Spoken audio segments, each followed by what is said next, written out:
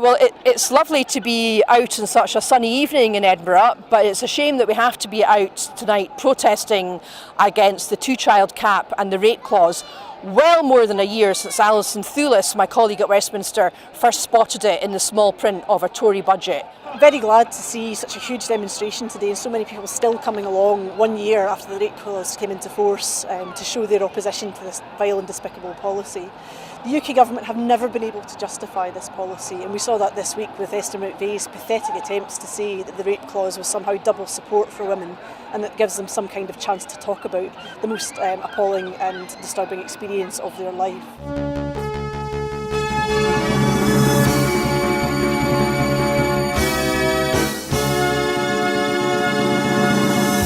As you can see behind me, we're at the very beginning of the All Under One Banner rally. You can obviously hear the pipers behind me as events are about to kick off.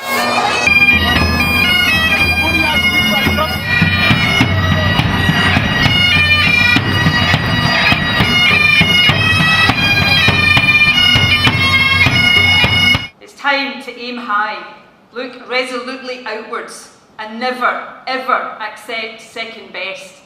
Above all, it's time to believe that we can. We can build that better country we know is possible.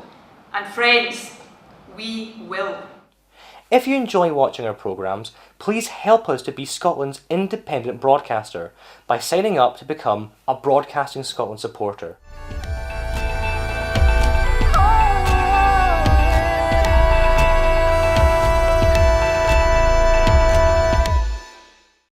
Wherever you stand, get the fresh view of what's happening in Scotland with iScot.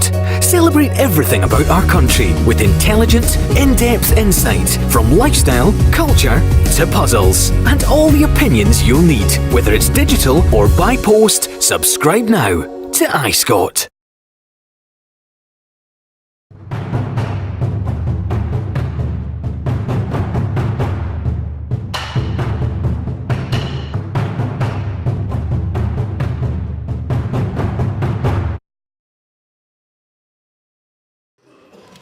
Good afternoon. Our first item of business today is a statement by Michael Russell on the impact of the proposed new EU exit deal on Scotland.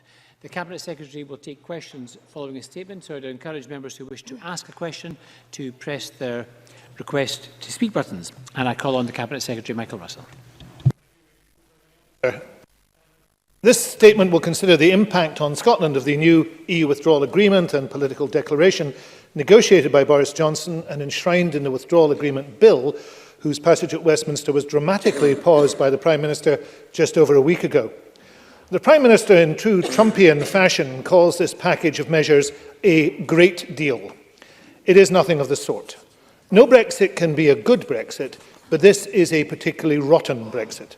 It would take Scotland out of the EU, out of the single market and out of the customs union, to the great detriment of the people of Scotland and absolutely against the will of the majority. But, Presiding Officer, this is a deal which the Conservative Party here and in Westminster wants to ram through the UK Parliament, and on which it will now apparently fight the forthcoming general election. The last EU deal considered by this Parliament was rejected by 92 votes to 29. We concluded that it would be, and I quote from the motion passed by us, damaging for Scotland and the nations and regions of the UK as a whole. Nonetheless, the Conservative members of this Parliament voted in favour of that deal. And they did so because, in their own words, they were satisfied that it preserved their precious union. Indeed, so important was that red line to the Scottish Conservative and Unionist Party that in the run-up to that deal being finalised by the then Prime Minister, Ruth Davidson and David McNeill wrote to her to say, "We could not support any deal that creates a border of any kind in the Irish Sea and undermines the Union or leads to Northern Ireland having a different relationship with the EU than the rest of the UK beyond what currently exists." Of course, Ruth Davidson and David McNeill are now as much history as that deal is. But the current Tory frontbench Constitutions spokesperson, Adam Tompkins, went as ever even further. He wrote this in the Financial Times in October last year. From a Scottish Conservative and Unionist perspective, what goes for Northern Ireland must go for Scotland also. In particular, there can be no separate Brexit deal for each of the nations that comprise the United Kingdom. And he went on to say, No unionist could ever endorse any sort of differentiated deal. What a difference a year and a new Prime Minister makes. What a difference the very survival of the Tory party makes to its members. Because 12 months on, this deal includes the clearest possible differentiated deal for Northern Ireland, one that will put Scotland at a serious disadvantage. Presiding Officer, I understand the Brexit weariness of the people of Scotland. I feel it too. They didn't want a referendum on the EU in the first place. They voted against leaving by a large majority, but that preference has been treated with contempt by the UK government and Parliament. And 3 years on, that contempt continues. But, and this will be bad news, there is no way that this deal gets this awful, drawn-out, debilitating process of Brexit over and done with. If this Prime Minister were to get a majority for his withdrawal bill after an election, that would not end the uncertainty. It would merely unleash fresh, ever more complex, ever more acrimonious disputes on the population. More of Boris Johnson, more of Jacob Rees-Mogg, more of Nigel Farage. What an appalling prospect. What a veritable continuous Halloween of sneering anti-democratic horror on our screens for another year or 2 or 3. For Presiding Officer, the Withdrawal Agreement Bill envisages a future relationship with the EU which will be negotiated and ratified inside barely 12 months. That beggars belief.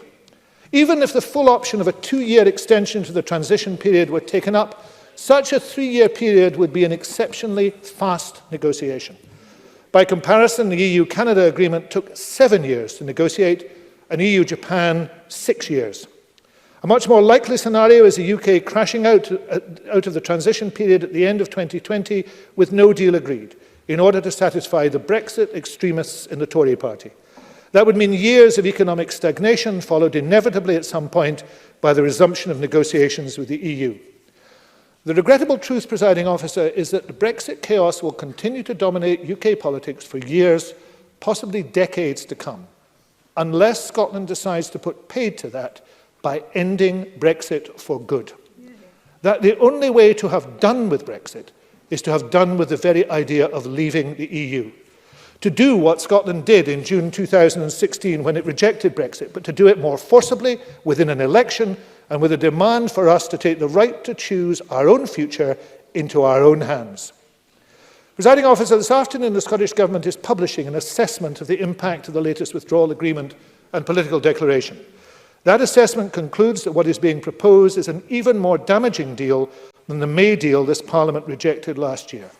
Let me deal with some elements of it. First, as I've said, it takes Scotland out of the single market, which is the largest and most lucrative market in the world.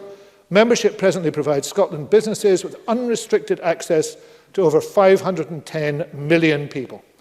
Last year, around 6,900 companies operated in Scotland, exported goods to the EU, and 11,000 companies here in Scotland were reliant on imports from elsewhere in the EU. The EU's 4 freedoms, the freedom of movement of goods, services, capital and people, have for decades brought huge advantages to Scotland and the UK, and the economic consequences of losing those advantages will be severe. In fact, the impact of a trade agreement of the type the UK government intends could lower Scottish GDP by 6.1% by 2030 compared to EU membership. That is equivalent to a cost of £1,600 for each and every person in Scotland. And just today we had further confirmation of the extraordinary cost of Brexit. A report from the highly respected National Institute of Economic and Social Research has found that this Tory deal will cost the UK £70 billion in the next 10 years. Moreover, to make things even worse, Scotland is now to be placed at a competitive disadvantage to Northern Ireland because of the special deal the Tories said must never be struck. The Scottish Government fully and unconditionally supports the Good Friday Agreement. We recognise the importance of maintaining an invisible border on the island of Ireland.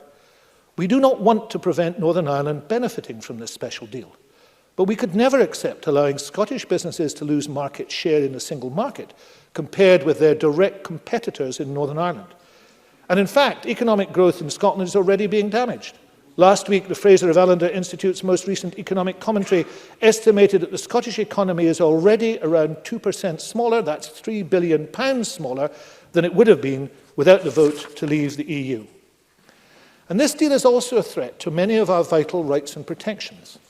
The purpose of level playing field provisions in free trade agreements is to protect businesses in one country from deregulation in another, which would distort the market. It's inevitable that the EU27 will require from the UK a more robust level playing field commitment than those which were acceptable for agreements with the likes of Canada and Japan.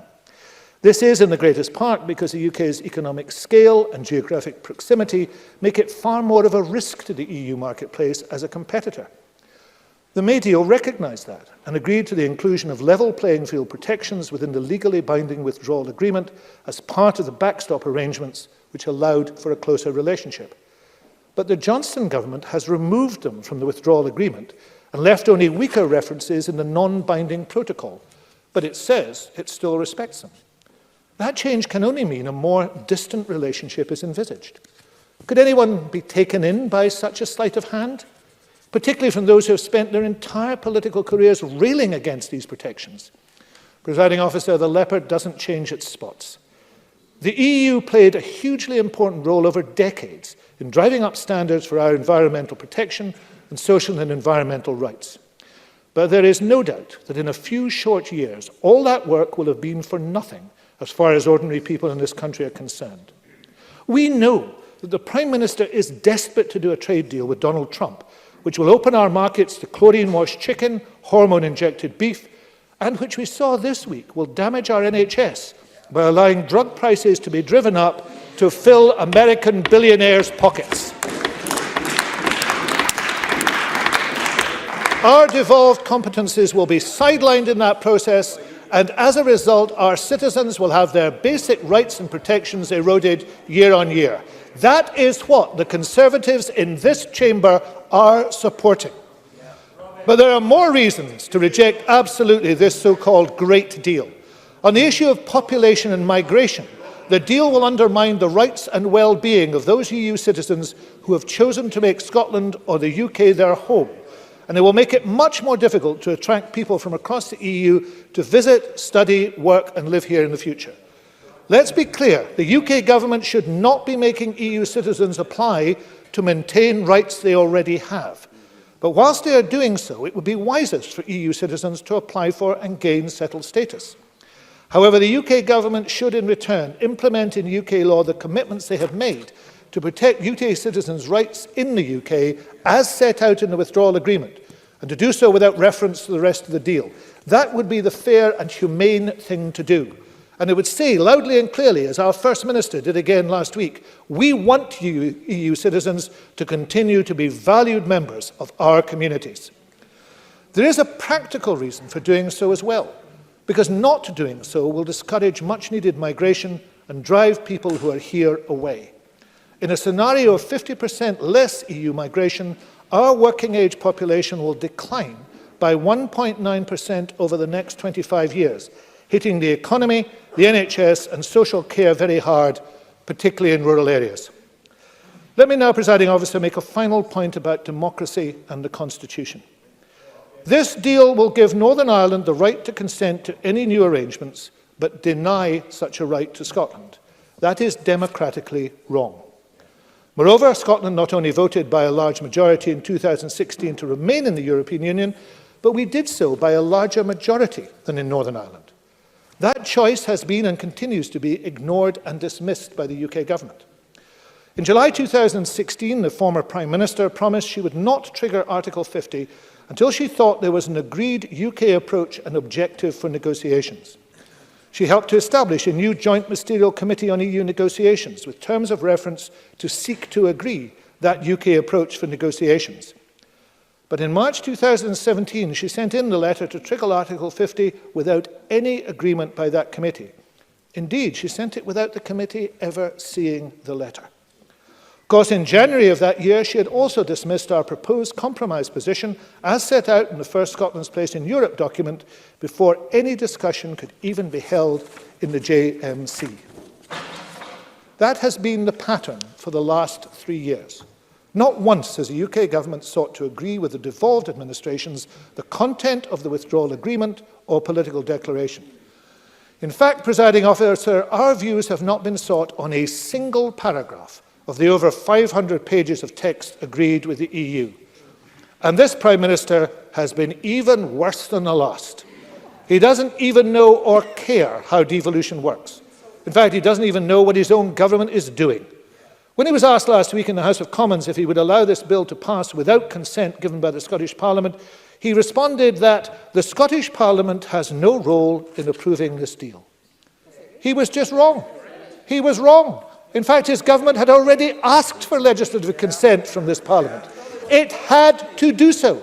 And if it is refused, then he will defy democracy if he uses a power only used once before in devolution and overrule us.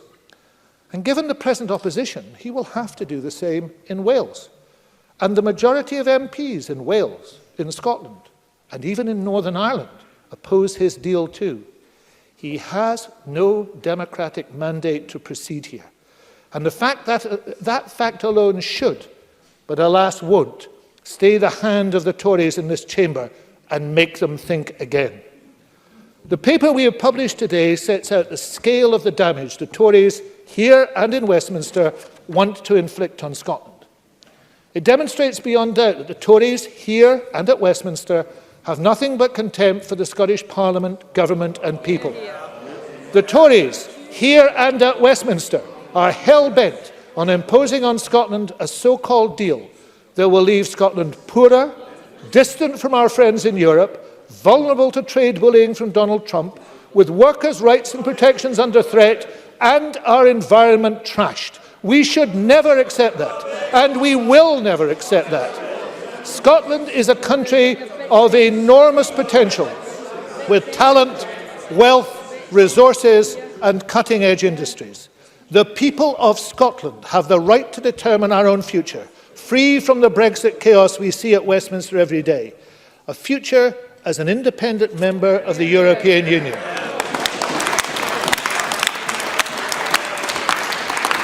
It is time, Presiding Officer, that the people of Scotland were given the chance to say so, and first of all, that will happen in an election on the 12th of December.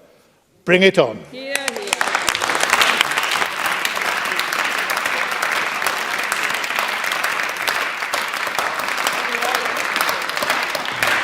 Thank you. Point of order, Murdo Fraser. I'm aware, Presiding Officer, you chair the Parliamentary Bureau. The Parliamentary Bureau sets the programme for meetings in this chamber and decides on the allocation of business. Ministerial statements are here to inform Parliament as to government policy and to make announcements to the chamber so parliamentarians are aware of what is coming. They should not be used as what we've just heard, a 15-minute party political broadcast on behalf of the Scottish National Party in the most hysterical and ridiculous of terms. Presiding Officer, I'm aware we have a general election on its way, but can you and members of the Bureau reflect upon what we've just heard and make sure in future parliamentary time is not being abused in this fashion? Can I thank Mr Fraser for the point of order? Mr Fraser is right, the Bureau did agree and set aside 45 minutes for the statement, including 50 minutes for the Minister. All parties, including the Conservative Party, Labour, Liberals and Greens, will have the chance to ask questions, including an extended period for their opening speaker. However, I would take this opportunity, given that a general election is imminent, to remind members not to bring election politics too much into this. It's going to happen. I recognise it's going to happen, but I would ask members, please, to keep the election campaigning outside the chamber and keep the chamber for government business and the questioning of that government business. Mr Tompkins, we'll start with questions. Mr Tompkins first. Thank you, Presiding Officer. And it is customary on these occasions to thank the Minister for early sight of his statement. Presiding Officer, I was fully expecting the Minister to come to Parliament today to apologise. He said, he said that the Prime Minister had no intention of negotiating a Brexit deal and was intending to take the UK out of the EU without a deal. He was wrong. But today, there was no apology from the SNP. His boss, Nicola Sturgeon, who's just left to go campaigning, presumably, said that there are no meaningful negotiations going on. She was wrong. But today the Minister offers no apology for the misleading and mistaken statements of his boss. SNP leader in the House of Commons, Ian Blackford, about to lose his seat, said it is a complete sham to say that negotiations are taking place. He was wrong. But today the Minister glosses over all of this to treat us not to a ministerial statement worthy of the name, but to a party political broadcast on behalf of the Scottish National Party. The truth is this, Presiding Officer. Mike Russell called for a transition period. Boris Johnson's New Deal provides for one. Mike Russell called for no hard border on the island of Ireland. Boris Johnson's New Deal ensures that we won't have one. Nicola Sturgeon called for a guarantee on EU citizens' rights. Boris Johnson's New Deal provides it. Is it not the case, Presiding Officer, that the SNP rail against this deal because they want the most chaotic Brexit possible? Is it not the case, indeed, that they want a no-deal Brexit? Because the only thing they care about is independence. And they think, do they not, that the shortest route to independence is via a no-deal Brexit? Isn't that the real reason, Presiding Officer, why Mr Russell has come to Parliament today, armed not with apologies, but with yet another stockpile of manufactured grievance? Michael Russell. Thank you, Presiding Officer. Can I thank Mr Tompkins for his very non-political question?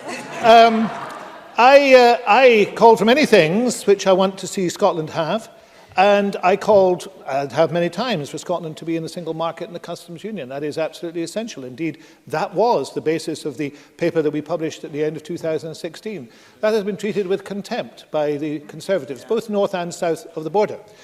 I called for, and still call for, Scotland's right to choose what it should decide to do. And that is a basic democratic right. That is opposed by the Conservatives, but north and south of the border.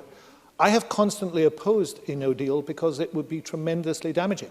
It has not only been pursued by the current Prime Minister, but the opportunity for a no deal is still on the table. And indeed, given the terms of the withdrawal agreement, and people may not realise this, that the decision about what happens next would be taken not this time next year, but in July next year, according to the withdrawal agreement.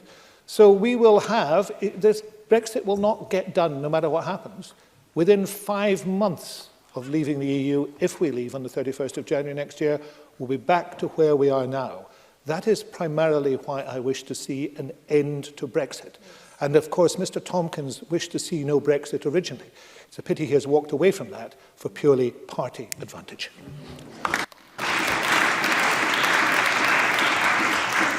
Alec Rowley, followed by Patrick Harvey. Thank you, Presiding Officer, and I would thank the Cabinet Secretary for early sight of his statement. I think we can absolutely agree that a no-deal Brexit will be very damaging for Scotland, that Mrs May's deal was bad for Scotland, and that Johnson's deal is even worse and will damage Scotland. Of that, there can be no doubt. Therefore, when it comes to Brexit, I hope that we can unite in this chamber, apart from the Tory party, to get that message out there in the campaign in the coming weeks that Brexit is bad for Scotland. But the forthcoming campaign is about more than just Brexit. It's about the kind of economy, the kind of society, the kind of future that we want for our country. Does he agree that his own party's Growth Commission proposals are as bad for Scotland and will give us years, indeed decades of austerity? And the only party that will stop austerity and transform our economy for the many is the Labour Party.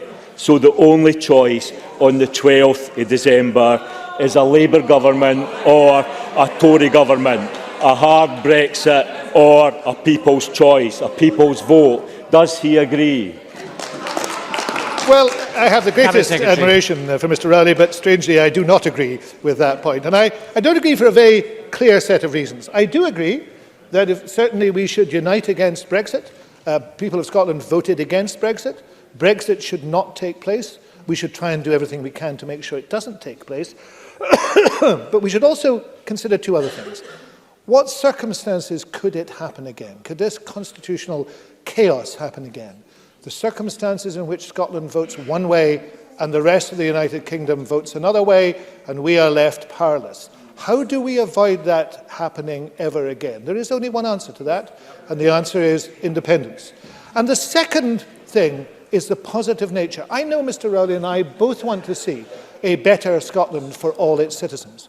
But to be fair, the Labour Party has tried to do that over the last 100 years, and look where we are. The solution to a better Scotland, a Scotland that works for all its citizens, is the normal solution of independence. And what's more, we see it working all across Europe, because 11 members of the EU are the same size or smaller than Scotland. We are as prosperous as anybody else. We are, in actual fact, the best educated country in Europe, officially. We have huge assets. We have the opportunity to do exceptionally well. The naysayers may shout from the Labour backbenches. They're always going to do that. But the reality is Scotland, and also the hollow laughter is from those that do not understand that Scotland has every bit as great a potential as any other country. Let's be real about it. Let's realise that potential. Let's choose independence. And I look forward to working with Mr Rowley in an independent Scotland to build the best possible place for all our citizens. Patrick Harvey to be followed by Willie Rennie. Patrick Harvey. Thank you, Presiding Officer. The Cabinet Secretary mentions the level playing field provisions in the withdrawal agreement, or rather those that have been removed from the withdrawal agreement and put into the weaker, non-binding political declaration. And we know why this has been done. A hard-right libertarian agenda by some in the UK government. Indeed, just this month, Liz Truss, the Trade Secretary, said that scrapping those protections is vital for giving us the freedom and flexibility to strike new trade deals. And on the same day, an unnamed cabinet source told The Sun, the level playing field promise has to go. It would seriously restrict our ability to deregulate. If that withdrawal agreement bill is put forward after the election, is there anything in the current devolution settlement that would allow the Scottish Parliament and the Scottish Government to protect Scotland, even in devolved areas, from that kind of deregulation agenda, especially in light of the effective abolition of the legislative consent principle, as we've seen by the UK Government? And can the Cabinet Secretary tell us, has he withdrawn his legislative consent memorandum, given that the bill has fallen for the time being, or is he still asking this Parliament to scrutinise and formally consider that memorandum, given that we know that bill may come back in some form or other after an election? Michael Ross. On the legislative consent memorandum, I'll bear in mind what the member says. I think the likelihood is that we will allow it to be considered, but I'd want a little bit of time to think about that in the light of the parliamentary business that's building up. There are, of course, proposals that I have brought to the table in the Joint Ministerial Committee to reform the legislative consent process, which have been utterly ignored by the UK Government. And therefore it is impossible to see us giving legislative consent to this bill or any other bill to do with Brexit unless those are reformed. But let me come to the issue of level playing field, because it is absolutely central to the issues we've got here. And the short answer to Mr Harvey is there is nothing in the present devolution settlement that in the end cannot be overruled. And that is why independence is the only way to defend Scotland against Brexit, to get done with Brexit by making sure that we can move on once and for all from it. The level playing field provisions were agreed to by Theresa May as a means of moving forward. They are an absolute anathema to most current Tories in the House of Commons, and particularly to the Prime Minister and the hard right around him. And it is quite clear that this will be the major issue to be discussed and debated in the transition period. And there is no way that the EU will weaken its position on it. Mr Barnier says no tariffs, no quotas, no dumping. It is absolutely central to the relationship that will exist, and because the Prime Minister and those around him hate those regulations, they hate workers' protections, they hate human rights, they hate environmental protections. In all those circumstances, what will happen is those will be chipped away at, they will be eroded bit by bit, and ordinary people will suffer greatly. Now, most of the parties in this Parliament, not all probably, but most of the parties in this Parliament want to protect people's basic human rights. They want to protect employment rights. They want to protect environmental rights. And in those circumstances, only by getting rid of Brexit, and actually only by choosing independence, will we be able to do so. Willie Rennie. The Minister is rightly incredulous that the Conservatives can defend a deal that puts a border in the Irish Sea when they condemned that deal last year. I'm not sure how they can call themselves unionists anymore. But I am puzzled that the Minister states that breaking from the EU will be a disaster, but breaking from the UK will be of benefit. Does he not get it by now that putting up borders and barriers costs jobs and the economy? Does he not understand that we need to learn the lessons of Brexit, not repeat them with independence?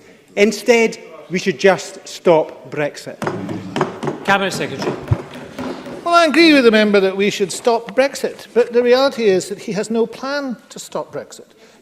His only plan to stop Brexit was to have a second referendum, and we would still support that second referendum, whether a prospect of it succeeding.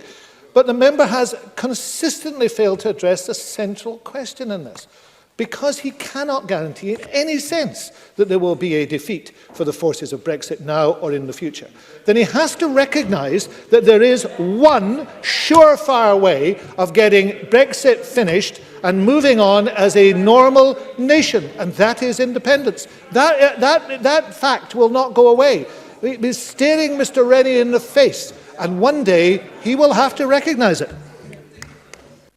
Thank you. Now, all the parties have had a chance to make an opening statement alongside their questions. So can I just encourage all the subsequent questioners to ask a question about the statement and about the withdrawal agreement, rather than particularly, I don't want to hear any pleas to vote for one party or another on December the 12th. So if that's in your question, please remove it now before I call you. I call Keith Brown to be followed by Jamie Green. Keith Brown. Presiders, I'll make no mention of the 12th of December when there's a general election which the SNP hope to win.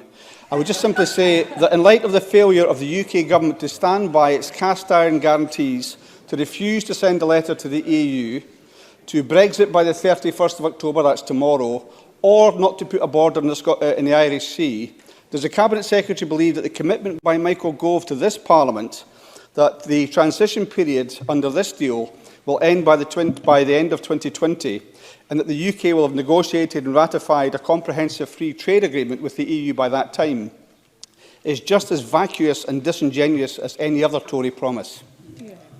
Well, I do agree, and of course if you look at the track record and history of the person that's saying it, they've not been right about much over a long period of time. But then you actually have to look more widely and look at what the UK ministers have themselves said and did say about the process of negotiation with the EU over the withdrawal agreement. This was meant to be the easiest agreement on record. This was meant to, all the cards, I think David Davis said, all the cards were in the UK's hands, and this would essentially be over by Christmas. Yeah. It's not even over by this Christmas, let alone the Christmas he was meaning.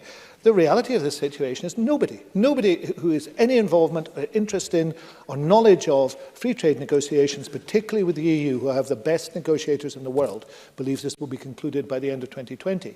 What is more likely, and of course some ERG members have given the game away on this, what is more likely is that the side assurances that come from people like Michael Gove that in actual fact there's no intention of coming to a deal because they want no deal at the end of this period, those are the things that count for them. And people should remember that. Getting Brexit done in those terms means getting what the Tory right wing wants, and it doesn't want to be tied down by the things that the EU insist upon in the level playing field. That is the reality. Jamie Green to be followed by Annabel Ewing. Thank you, Presiding Officer. This agreement provides the gateway to the UK's exit from the Common Fisheries Policy and the UK becoming an independent coastal state. Those are the words of the Scottish Fishermen's Federation, which begs the question, Presiding Officer, if the agreement is good enough for our fishermen, why isn't it good enough for Mike Russell and the SNP? Cabinet Secretary. Well, it's not good enough for many of the fishermen I represent, I have to say, and there are very considerable fears that are now arising. Let me give Jamie Green one of them. He is an MSP that represents, I think, the west of Scotland. He might consider this because it will affect people that he knows.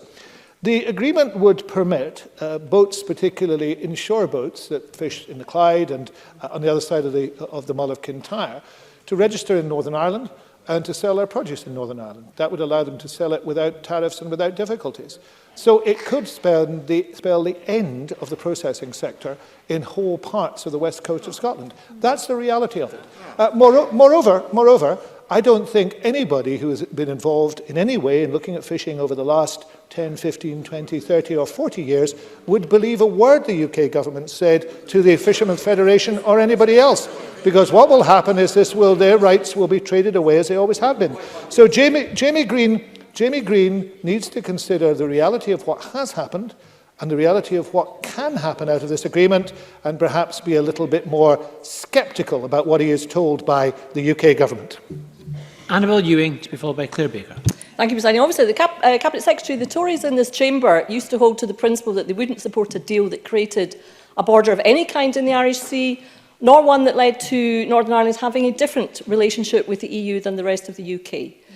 Can the Cabinet Secretary clarify, given that Boris Johnson's deal does both, whether he has had any indication that the Scottish Tories now oppose this deal, or is it simply a case of the Tories in Scotland saying, those are my principles, if you don't like them, I have others?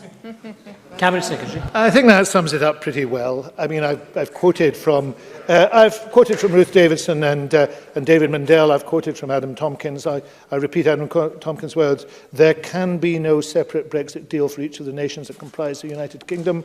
No unionist could ever endorse any sort of differentiated deal. This is a differentiated deal. There are no ifs and buts about it. That's what it is. And it has been endorsed by the Scottish Conservatives because they are Conservatives first. And I have to say, anything else a long way behind. Claire Baker, to be followed by Ruth Maguire. Thank you. Presiding Officer, this is an awful deal, and right now the best way to get rid of it and to stop a no deal is to get rid of Boris Johnson, and with a general election on the horizon, people now have that opportunity. Recognising the paper that's published today, the Cabinet Secretary, will he join me in calling for the UK Government to publish their economic analysis and forecasts for this damaging deal, so that the electorate can be properly informed about the impact of this deal it will have on our country as they go to the polls? I wonder, before the Cabinet Secretary replies, I wonder if Ms Speaker heard me. I was trying to suggest to members that they don't ask questions which urge people to vote one way or another for or against any other party.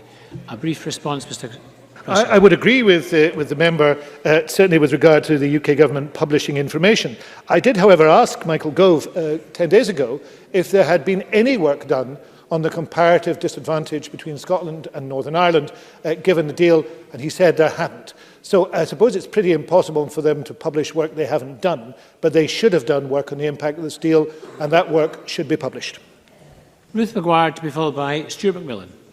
Presiding Officer, the Cabinet Secretary will note the 2018 UK Migration Advisory Committee's conclusion that EEA migrants are net contributors to our health service and in the provision of social care through both financial resources and work.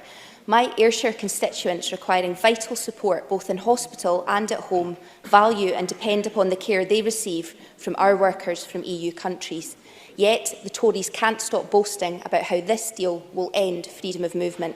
Can the Cabinet Secretary set out exactly what this deal means for EU migration? And does he agree with me that the implications of this Tory deal are absolutely nothing to boast about? Yes, of all the things that the Tories presently boast about, I have to say this boast that they have ended freedom of movement is amongst the most horrible and amongst the most self-defeating. Because freedom of movement is immensely beneficial to Scotland, and particularly rural Scotland. If I look at my own constituency, I know that freedom of movement is actually vital as a means of trying to stem the rise of depopulation and the difficulties that we have. And this deal will continue to drive EU citizens out of Scotland and will be a disincentive for EU citizens to come to Scotland. I was speaking at the NFU Autumn Conference last Friday, and there were farmers there, and particularly on the East Coast, those involved with fruit farming, who have seen part of their crop rot on the bushes this year. We know in England part of the apple crop has rotted on the trees this year because of shortage of labour. This will only get worse. Supporting the end of freedom of movement is bad for incoming labour, and it is really bad for people who want to go elsewhere. I recorded a brief message this morning for a Scottish lady who is a teaching assistant in the south of France. And I did it on the basis supporting what she's doing, so her class could also understand that Scotland is keen to continue that type of exchange, not make it more difficult. Stuart McMillan, to be followed by Graham Simpson. Thank you, Presiding Officer. Presiding Officer, less than 10 days ago, Michael Gove confirmed to this Parliament's Finance Committee that this deal that's on the table would actually provide easier access for Northern Ireland to the European single market as compared to elsewhere. What are the implications for Scottish business being at a competitive disadvantage? And does the Cabinet Secretary believe that the Tories have actually now thrown Scottish businesses under Boris's Brexit bus? Cabinet Secretary. Well, the number of bodies under the Brexit bus is quite considerable because Northern Ireland has been thrown under a Brexit bus. Scottish businesses, there soon won't be room underneath it. They'll have to get another bus with another vacuous and inaccurate slogan upon it. But the reality of this deal, as I've tried to indicate in the statement, is that Scottish businesses will be put at a disadvantage. And it is obviously so, because Northern Ireland will have direct access to the single market and will be in 2 customs zones. There will be considerable difficulties in implementing that, and difficulties in Scottish ports in implementing that. But there is no doubt that this will work against the interests of Scotland. If people were going to set up a business that worked and needed to work with the EU or within the EU, they would do so in Northern Ireland, not in Scotland. That is where we are now. Now, the other disadvantage is the democratic disadvantage. It is absolutely wrong that Northern Ireland should have the opportunity to say yes or no to this deal on a regular basis. Quite interestingly, of course, apparently having an independence referendum after 6 or 7 years is wrong, but you can actually look at this again in Northern Ireland every 4 years. That seems a rather curious contradiction. But the reality is the deal favours Northern Ireland. I'm not against Northern Ireland being given all the special treatment it wants. But I do think that Scotland should not be left at a disadvantage as a result of that. Graham Simpson, to be followed by Jenny Gilruth. Thank you. On 17th of October, Dame Caroline Fairbairn, the Director General of the CBI, said, "This deal unlocks a transition period, guarantees rights of the 4 million citizens living abroad in the UK and EU, and opens a pathway to a new EU-UK partnership. It would keep trade flowing freely across the island of Ireland and, most importantly, avoid a damaging no-deal scenario." Presiding Officer, why does the Cabinet Secretary think he knows more what's best for business than the leader of British business? Cabinet Secretary. Well, as the member knows, I know the member has been a keen Brexiteer, so maybe his eyes just glossed over the start of that statement. But in actual fact, her first premise was no Brexit at all. Her first premise was that she did not want Brexit to take place, and that's exactly my first premise here too, because Brexit will be damaging no matter what. When you get to the stage that your businesses are suffering greatly, of course you will grasp any straw you can. But this is a straw, and it's a very weak straw. And it's in fact a straw that will not raise you up in the water in the slightest, because it's going to cause enormous difficulties, and even worse difficulties for Scotland. And if Mr Simpson would like to go online, and I invite him to go online, and look at the map of Scotland that we have put up with the 7,000 data zones that show how Brexit will impact it, he will find in every part of Scotland damage will be done. And in some parts of Scotland there will be enormous damage done. Now, at least he has had the courage of his convictions from the beginning. He wanted to pursue this no matter the evidence, and I think would pursue this no matter the evidence. If he was the last man standing in a Brexit Scotland, he would be happy.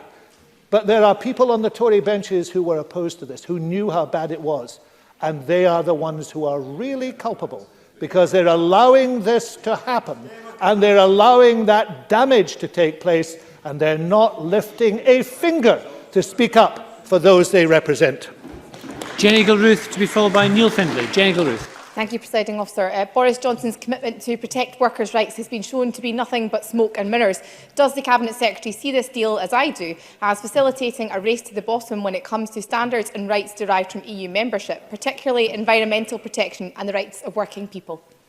The level playing field, as I keep stressing, is absolutely central to this. And if you look at what has happened to the level playing field commitment, it has moved from the legally binding withdrawal agreement into the non-binding protocol, which should make anybody suspicious. Then you're in the position in the non-binding protocol where behind the scenes, senior Tory figures are saying, don't worry lads, we'll get rid of this. We don't really want this at all. And if in those circumstances, anybody who believes that this deal guarantees workers' rights, guarantees human rights, or guarantees environmental rights is, I am afraid, very easily taken in, or they haven't read it. Neil Findlay, to be followed by Willie Coffey. Out there in the real world, just yards from this place, we see people sleeping in the cold streets of this city, people dying from drugs in record numbers and waiting times for health services growing. I wish we were hearing from the government on these important issues rather than this pathetic knockabout today. But does the Cabinet Secretary accept that Brexit is nothing compared to the complexity and upheaval of unravelling 300 years of social, economic and political integration with our friends and neighbours across the UK? And what would be better? What would be a better option for Scotland is further devolved power and no barriers within the UK market. Cabinet Secretary. I know it's difficult for Mr. Findlay to be self-reflective or self-critical, but let me ask him to do so. Let me ask him just to do so for a moment and to think about this point: that the actions of the Labour Party have enabled a Tory government to run Scotland for generations. And if we were to take actions that prevented that happening, then we would not have had austerity, we would not have had the cruel social policies we have had, we would not have had the bearing down upon the Scottish and local authority budgets that have taken place. So it is a choice for Mr. Findlay to make, because no matter what he says, the longer he perpetuates the ability of the Tories to run down Scotland, the more he himself will be culpable for the problems he talks about. Willie Coffey, to be followed by Emma Harper. Thank you, Presiding Officer. Scottish exports of technology, digital and media services represent nearly 10% of our total exports to the European Union, resulting in over £1.4 billion worth of trade. Can the Cabinet Secretary confirm that under this deal, Scotland and the UK will be operating outside of the digital single market? And what clarity has the UK government provided as to what this means, for example, for e-commerce, country of origin principles and on geo-blocking? Cabinet Secretary. The member raises a very important point. The digital single market offers a huge opportunity to companies large and small within Scotland. The transition period will see us continuing in that, but at the end of the transition period, unless it is specifically negotiated, and it's a complex thing to negotiate because it involves issues of data security amongst others, we would not be part of that. Now that would be bad enough, but there are issues in Brexit which are opportunities foregone. Things that we would be involved in, which would continue to grow and develop, which we then stand back from because we're shut out from. And the digital single market is a really strong example. Not only will it disadvantage us not to be in it, it will greatly disadvantage our growing tech sector, our exciting tech sector, if we can't continue to progress with the digital single market. And it is those opportunities foregone, which are very difficult to quantify, but are there in great number, that we should also concentrate on. And Emma Harper. Channel 4 dispatches this week uncovered secret talks between the UK and the US, the governments and the pharmaceutical industry regarding the US having access to the NHS post-Brexit in the form of trade deals. I find this deeply concerning. Will the Cabinet Secretary join me in condemning the US involvement in our NHS? And will he encourage the UK government to fully disclose all talks between the governments with regards to trade deals, particularly when it comes to our NHS? Cabinet Secretary. The member makes a really important point. Not only were the revelations in the dispatches programme deeply troubling, But of course, the revelations also illustrated the fact that Scotland had not been consulted in the slightest. My good friend here, the Health Secretary, had not had a phone call from Matt Hancock or anybody else to say, what do you think of this? How should we have these conversations? In fact, we were deliberately cut out from it. And as with health, so it will be with agriculture, so it will be with fisheries, so it will be with all sectors of the Scottish economy. There will be every attempt to keep us away from any discussions of trade. Now, we published a paper last year on trade. I know my friend, the Trade Minister, stands very firmly behind that paper. Well, there are ways in which this could take place if we were involved and consulted. But without that, this will be an attempt, as I said in my statement, this will be an attempt to give extra money to American billionaires at the expense of ordinary people in Scotland. Thank you very much, Minister. Members, that concludes our statement this afternoon, and we'll move on to the next item of business.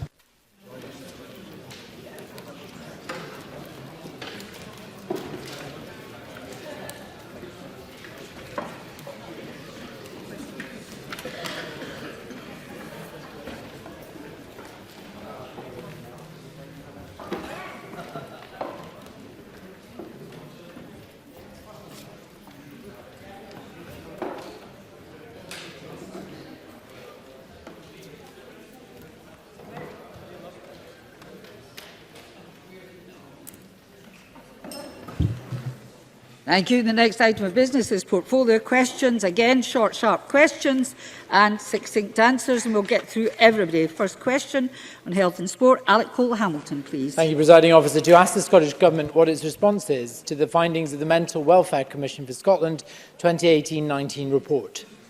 Cabinet Secretary Ms Freeman. We are carefully considering the findings of the Commission. These will inform the independent review of mental health legislation we announced earlier this year. This review is chaired by John Scott QC and will in part focus on compulsion, is currently considering how best to seek and evaluate evidence about the way persons subject to compulsion under the Mental Health Act currently receive care and treatment. This includes issues such as compulsion and how its use and application has been developed since the Act came to force. The review will aim to produce an interim report in May 2020, and work will continue with stakeholders to ensure these orders are used correctly and continue to promote patients' rights. Alec Cole-Hamilton. I'm very grateful for that reply. The report shows a 122% increase in short-term detentions among women under the age of 25 since 2009. And the number of times people have needed compulsory mental health treatment in Scotland has reached a record high, over 6,000 detentions under the Mental Health Act last year alone. These shocking statistics show people aren't getting help fast enough, and as such their needs are being more acute. What is the Cabinet Secretary doing to reduce mental health waiting times, and when does she expect the last of the 800 key workers in GP surgeries to be deployed? Cabinet Secretary. So there are many reasons why there can be a rise in the number of short-term orders. Rates of detention have complex causes, and that is why it is important that we look at the findings of this report, and also that the review undertakes the work as I've outlined. Mr Cole-Hamilton is well aware of the number of actions that we're taking forward in terms of improving mental health waiting times and mental health services, so I shan't rehearse those again. We have already published our information on our progress in terms of the 800 additional mental health workers who will be in place in the lifetime of this Parliament. I'm happy to refresh his memory on that in writing if he wishes. Monica Lennon, followed by Annie Wells. Does the Cabinet Secretary agree that the sharp increase in teenagers being subject to forced detention is worrying, and can she advise how many specialist NHS mental health beds are available for children and young people in Scotland? Cabinet Secretary. I agree with the member that that is a number that is of concern and needs to be looked at in some detail as to why that might be the case. In terms of the specific question about the numbers, I don't have that with me, but I'm happy to send that to Ms Lennon immediately after this portfolio questions. Annie Wells, briefly. Thank you. Significantly, the report highlights that rates of emergency detention vary considerably across Scotland and Greater Glasgow and Clyde, having the highest rate at 84 per 100,000 of the population. When it comes to compulsory treatment orders, Greater Glasgow and Clyde has had a higher rate than Scotland rate for the last 10 years. What action will the Cabinet Secretary take to address the stark differences across the country? Cabinet Secretary.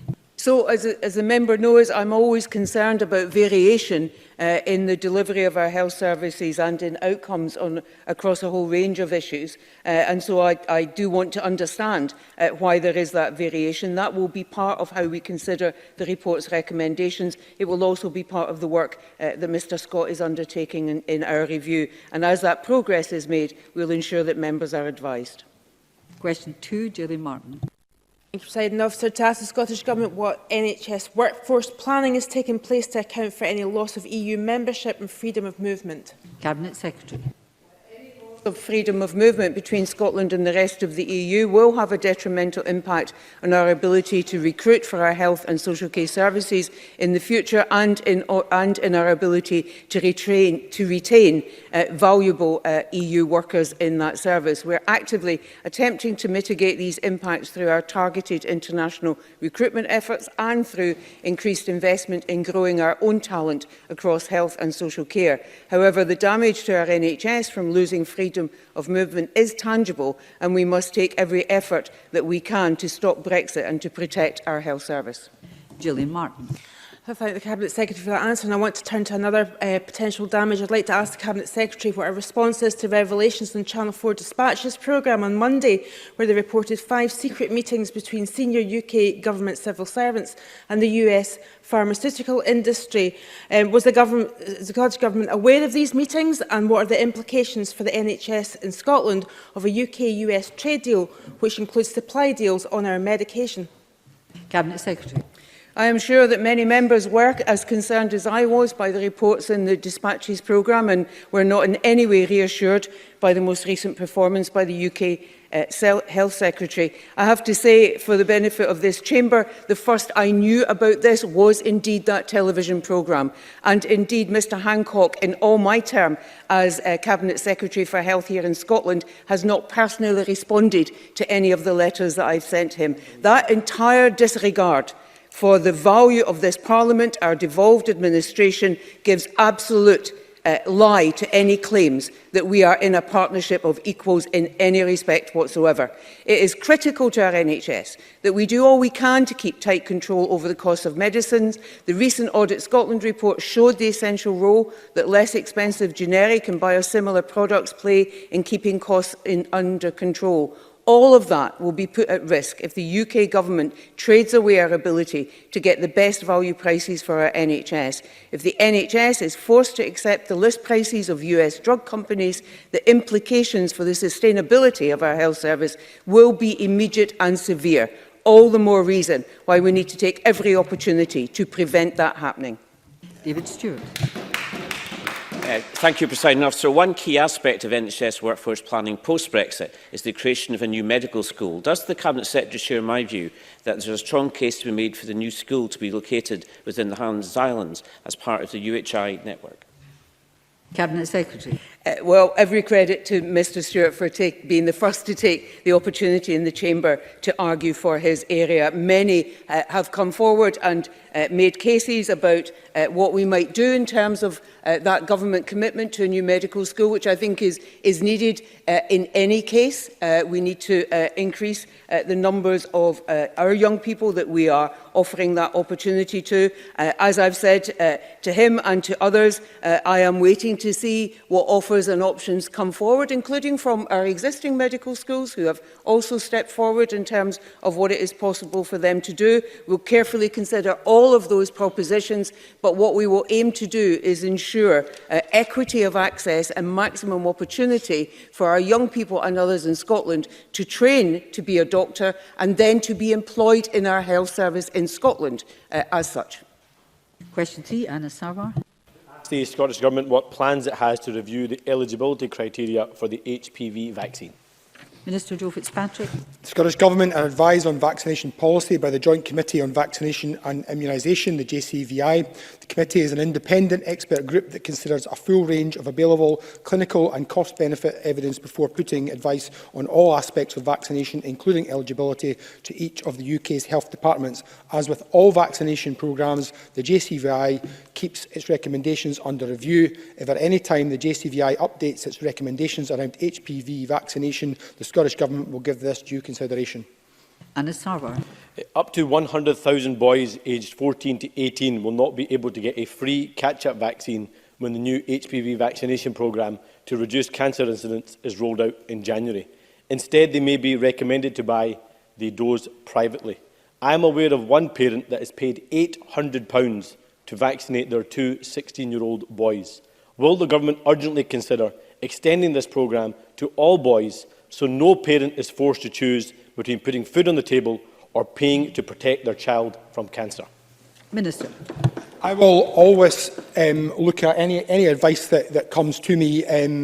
The member will be aware that I'm very sympathetic to was very sympathetic to the concept of a catch-up programme, but I do have to look at the advice that comes to me from the JCVI. I understand that their advice in this regard was on the basis that the successful 10-year programme of the girls programme has established good levels of herd protection, which means that there would be limited additional benefits to that gained from a catch-up programme in boys. Clearly, there are sections of boys and young men who would not benefit from that herd protection, such as men who have sex with men, and they are able to seek vaccination. But let me be absolutely clear, if advice comes from JCVI to suggest that a catch-up programme would be the right thing to do, then I'm very sympathetic to that.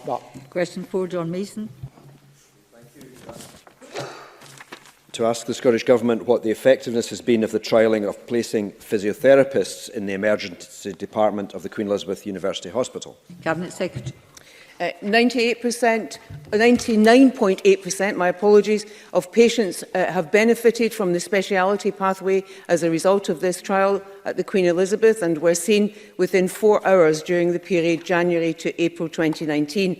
The trial resulted in enhanced discharge, fewer patients admitted and a higher quality of care for those seen, as well as freeing up members of the healthcare team to treat other patients more quickly. This has now been extended to providing 7-day 52-week cover at Queen Elizabeth, with plans to extend the clinical competencies to further A&Es, and in the NHS Greater and Glasgow and Clyde's winter plan, they will extend this to the Royal Infirmary for the winter period. John Mason. I thank the Cabinet Secretary for that answer. I wonder if she thinks that there's other specialities which could be put into A&E which might help them as well.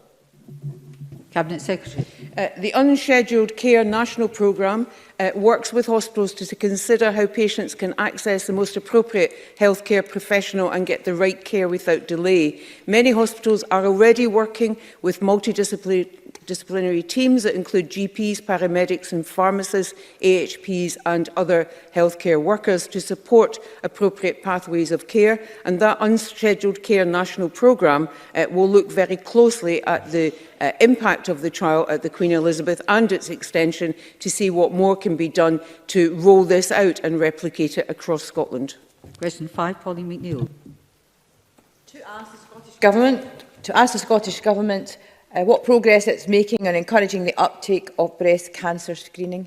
Minister. To further increasing our work and focus on the importance of breast screening, the Scottish breast screening programme needs to be as effective as possible and needs to adapt in order to keep pace with the increasing population and changes in technology and lifestyles, which is why we have approved a review of the breast screening programme to ensure it continues to support early diagnosis of breast cancer. The review carried out by the National Services Division will look at everything from initiation process, advances in technology and future requirements, and ways to increase participation and address health inequalities. A systematic approach to introducing changes in technology such as text or e-reminders and artificial intelligence is needed to so change can be implemented quickly and effectively to benefit women. We know that the earlier a cancer is diagnosed, the easier it is to treat, which is why we launched our £42 million Detect Cancer Early programme in 2012. Pauline McNeill, please. 1/4 of cases are diagnosed in women aged 75 and over, but women over the age of 70 are not routinely asked to attend mammograms every 3 years. They are expected to self-refer, and I wonder why that is. Since life expectancy is increasing in Scotland, the average age is 81 for women. Could the Minister provide an explanation for that? And as there is currently a review of the breast screening programme underway, will the Minister commit to changing this policy and include invitations to older women as part of the review? Minister. I think I've said in my first answer, this is a wide-ranging review, and I'll make sure that is one of the things that is looked at. Question 6, Neil Findlay. The Scottish Government, what action it is taking in response to reports that some women are having total or full mesh removal recorded on their medical records following surgery at centres of excellence, only to later learn they still have mesh inside their body? Cabinet Secretary. As the First Minister has said, it's important that we give further consideration to these reports. This is a serious issue. The proper process requires careful review of selected patient cases. We therefore need to establish which cases require review and also, importantly, identify individuals with the required knowledge, authority, standing and independence to carry that out. Health Board accountable officers discussed this at their meeting last week, and taking account of what I have just said, I have asked NHS Greater Glasgow and Clyde to propose by the end of this week a means, scope and timeline for this review to be conducted, with assurance from the Accountable Officers Group and from the CMO that this is a required level of response to determine the basis of these reports. Once I have that information and that assurance, then I will, of course, make sure that the member is advised of that. Neil Findlay. I welcome what the Cabinet Secretary has said. These are extremely important issues and very serious allegations that have been made. Before we take another step forward in this, can the Cabinet Secretary ensure that she consults with the women involved? Because what we do not want to replicate is a situation where people who have a vested interest in this issue are the people who are doing the investigating. And would it not be better to ask the General Medical Council to be involved? Cabinet Secretary. So at this stage, that's why I made the point. I mean, Mr Findlay's point is well made in terms of being assured that those who review cases are independent. And that's why I made that point in my first answer. So I am very clear that the review of cases needs to be one that has credibility, particularly in the eyes of those women who are making the reports that he referred to. So I'm very happy once I have the proposition from Greater Glasgow and Clyde and the view of the Accountable Officers Group, which of course covers all our health boards, and the view of our Chief Medical Officer. I'm very happy to then also take a view from the women concerned as to whether or not what is proposed appears to them to meet their requirement for independence, and to then take that further based on what all of those views come to me. What I'm keen to do, though, is to make sure that we don't overly delay this matter, because, as Mr Findlay quite rightly says, these are very important assertions that need to be investigated, and we need to get to the truth of the matter in the cases that are concerned. Question 7, Willie Coffey. Thank you. To ask the Scottish Government how it supports people with dementia, particularly those under 65, and how all people with dementia and their families can access the care and support they require. Cabinet Secretary. Everyone newly diagnosed with dementia at any age is automatically entitled to be offered post-diagnostic support, and we are clear in our expectation that IJB should ensure that this is delivered. A new step of support this year has been our extension of free personal care to all age groups, including those with dementia who are assessed as requiring it. We have backed this with both investment and changes to the necessary legislation to enshrine this right. In addition, our programme for government sets out our plans to consult on and develop a new national dementia strategy, which will include a further focus on the issues and the support needs of people under 65 with this illness. Willie Coffey. Thank the Cabinet Secretary for that answer. From local cases I am helping with, there does seem to be a marked difference in the care experience of those with the early onset of dementia under 65 compared to older people. And in terms of general support for families with a relative who has dementia, can the Cabinet Secretary offer my constituents some reassurance that their care and support needs are paramount and on an equal footing with those living with other progressive or terminal illnesses? Cabinet Secretary. I'm grateful to the member for that supplementary. That should absolutely be the case. in terms of the care and support that is offered. I accept that there are areas where it appears that that is not the case. We are actively looking at that and at what more might be done in the immediate period, but also in the longer term in terms of that additional review which I outlined in my first answer. I am very keen that we make significant progress with that and begin to develop further our dementia services backed by the resources that are required for them. Question 8, Alistair Allen. To ask the Scottish Government whether it will provide an update on the replacement of St Brendan's Hospital and Care Home on the Isle of Barra. Cabinet Secretary. Work is underway between the Health Board, the Council and the Integrated Joint Board to determine the best approach for delivery of the hospital project and the Castle Bay Community Hub. I am clear that this joint work must ensure that public infrastructure best meets the need of the local population and provides effective and sustainable health and education resource for the future. The feasibility study was recently completed and a decision on the preferred way forward is expected to be taken very soon. With the Health Board and the Council, we remain committed to delivering the St Brendan's re-provision at the earliest opportunity. Alistair Allen, briefly, please. I thank the Cabinet Secretary. Next week, the local authority is due to meet to consider the options outlined by the feasibility study into an integrated project. Will she agree with me that if the commitment is to have a new hospital under construction by 2021, and if that is to be met, it is important that the community is kept fully informed and involved as closely as possible during its development? Cabinet Secretary. I'm grateful to the member for that question. I think we can agree on two important points in relation to this project. First, it is vital that a decision is taken quickly and that the Health Board and the Council take the appropriate steps to implement the recommendation as quickly as possible. And secondly, the local community absolutely need to be fully involved and engaged with the whole process, including the design of any new builds. The Scottish Government remains fully committed to this project and I expect senior leadership at both the Health Board and the Council to move this project forward and deliver against the agreed timescales we have previously set. Thank you. That concludes those portfolio questions. We now move on to questions on communities and local government. Question 1, Claire Adamson, please. Thank you, Presiding Officer. To ask the Scottish Government what it is doing to ensure consistent approach to procurement across all local authorities. Cabinet Secretary Eileen Campbell. Thank you. Public procurement in Scotland is governed by our national procurement legislation, which ensures a consistent approach to how contracts are competed for, whilst recognising that local authorities are independent corporate bodies and, like other public bodies, are largely responsible for their own procurement processes and decisions. The Scottish Government engages with the local government sector through the Public Procurement Group, which sets the strategic direction for public procurement for Scotland. Claire Adamson.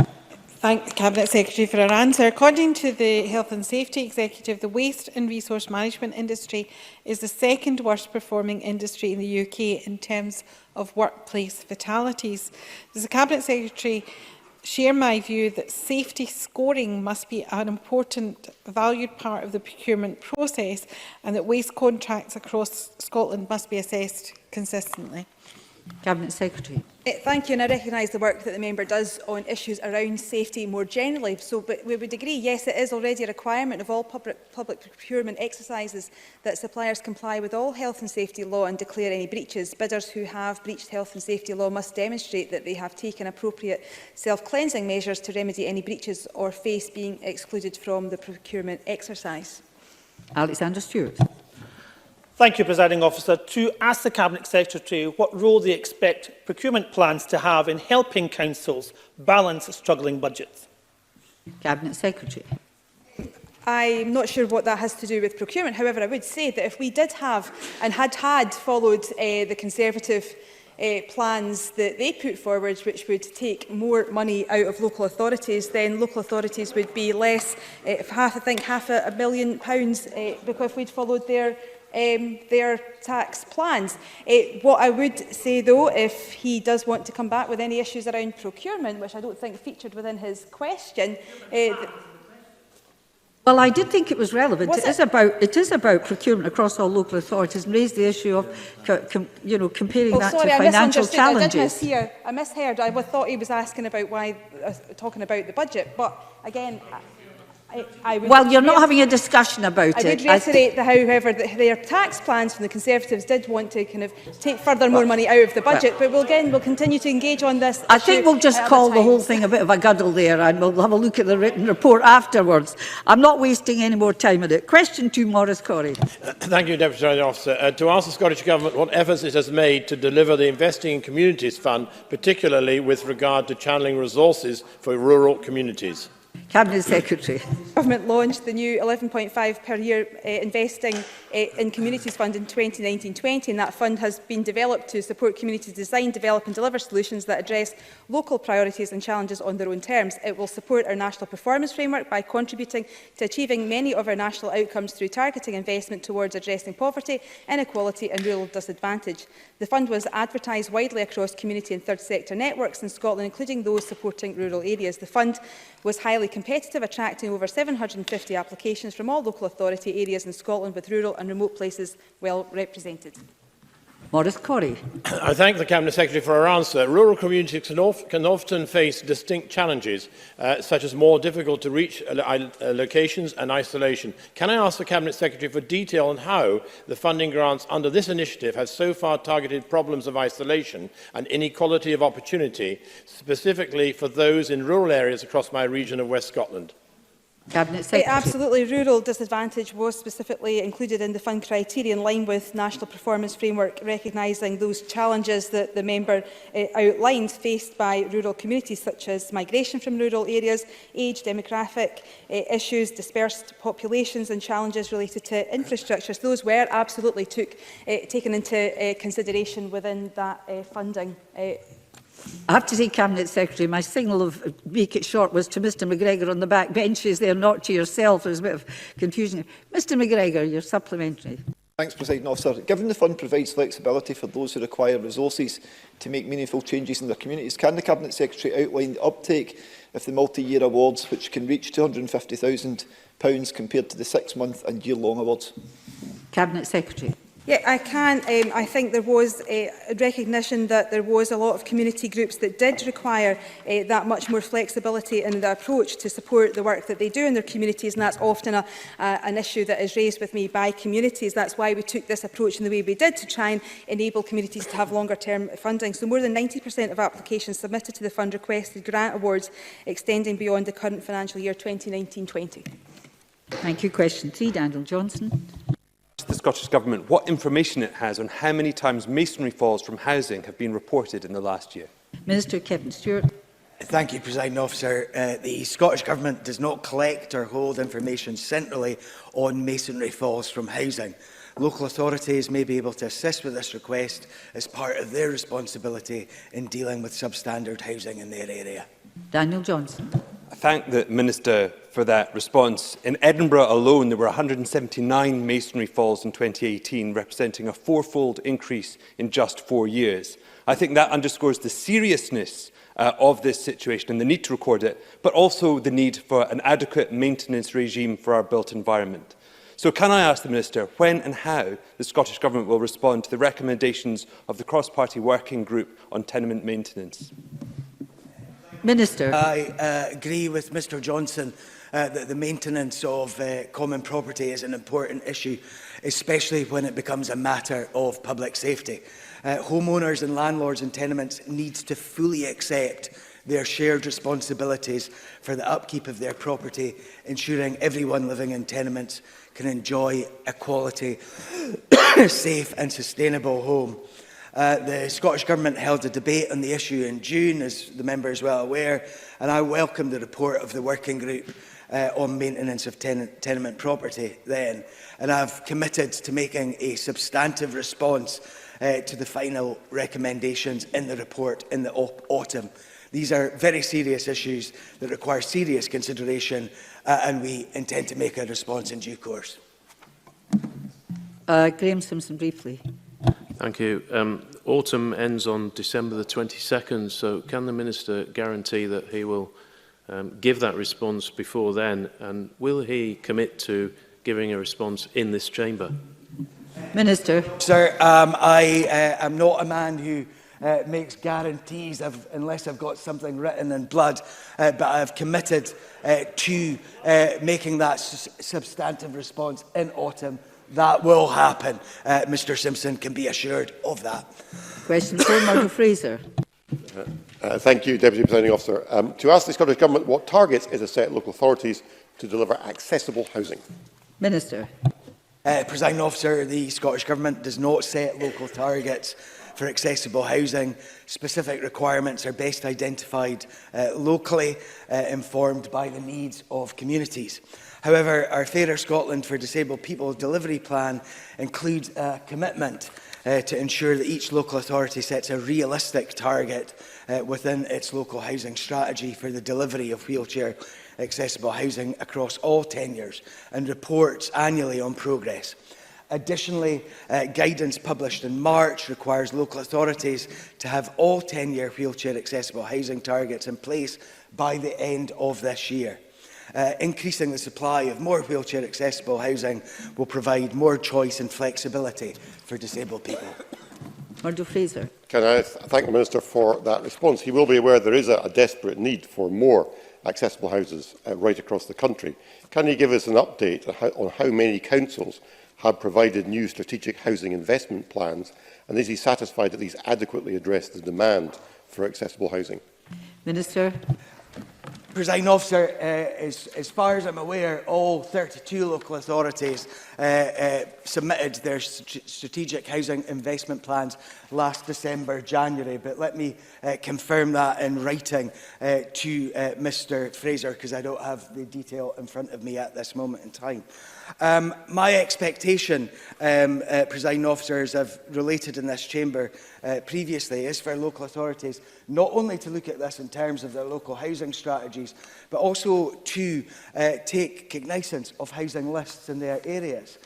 We are investing heavily in housing in Scotland at this moment in time, and while I've said that we are unwilling to look at the amount of subsidy that we give as a whole, I've made it very clear that we are extremely flexible in terms of subsidy for those local authorities and housing associations that want to deliver wheelchair accessible housing. Can I say to the Chamber that in 2018-19... Just very briefly, Minister, I'm trying to get other people 96% of our new build homes were of the housing for varying needs standard, and that is extremely important. Thank you. Kenneth Gibson. Presiding Officer, can the Minister advise the Chamber how many accessible affordable homes are currently being built in Scotland per 100,000 people compared to England, where Mr Fraser's party is in government? Minister. In terms of affordable housing, between 2007 and 2018, the supply of affordable homes per head of population in Scotland has been a third higher than in England. That's 131 homes per 100,000 population in Scotland, compared to 96 in England. And indeed, in the 4 years to 2018, we have delivered 50% more affordable homes per head of population than in England. And when we look at the social rented housing sector in particular, within those 4 years to 2018, we have delivered 5 times more per head of population in Scotland, delivering 84 social homes per 100,000 people, compared to just 13 in England. I've been a wee bit tolerant there. The question was about accessible housing and not affordable homes. So be warned. Question 5, Dean Lockhart. Thank you, Presiding Officer. To ask the Scottish Government what support it is giving to business improvement districts. Cabinet Secretary. The Scottish Government is supporting Scotland's Town Partnership to develop a new and more expansive model for bids, one which delivers more inclusive and energetic partnerships, improves resources and impact and brings greater sustainable growth to areas all over Scotland. The Scottish Government also provides seed corn funding to emerging bids to enable them to develop their proposals. Dean Lockhart. During a recent business summit I hosted in Stirling, real concern was expressed by local business about the impact of increasing business rates, including the large business supplement, which over 400 firms in Stirling have to pay. This is forcing many firms to close or cut back on staffing.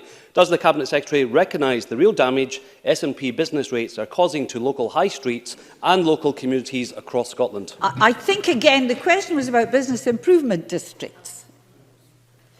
and the support to business improvement districts. So I remind members supplementaries should really attach themselves to the primary question. It's a kind of useful principle. Cabinet Secretary. I acknowledge that the member will have taken forward work in Stirling. Happy to hear any of the outcomes from the businesses there. But I would remind the member that the Scottish Government provides the most generous package of non-domestic rates relief anywhere in the UK, worth a record £750 million in 1920 alone.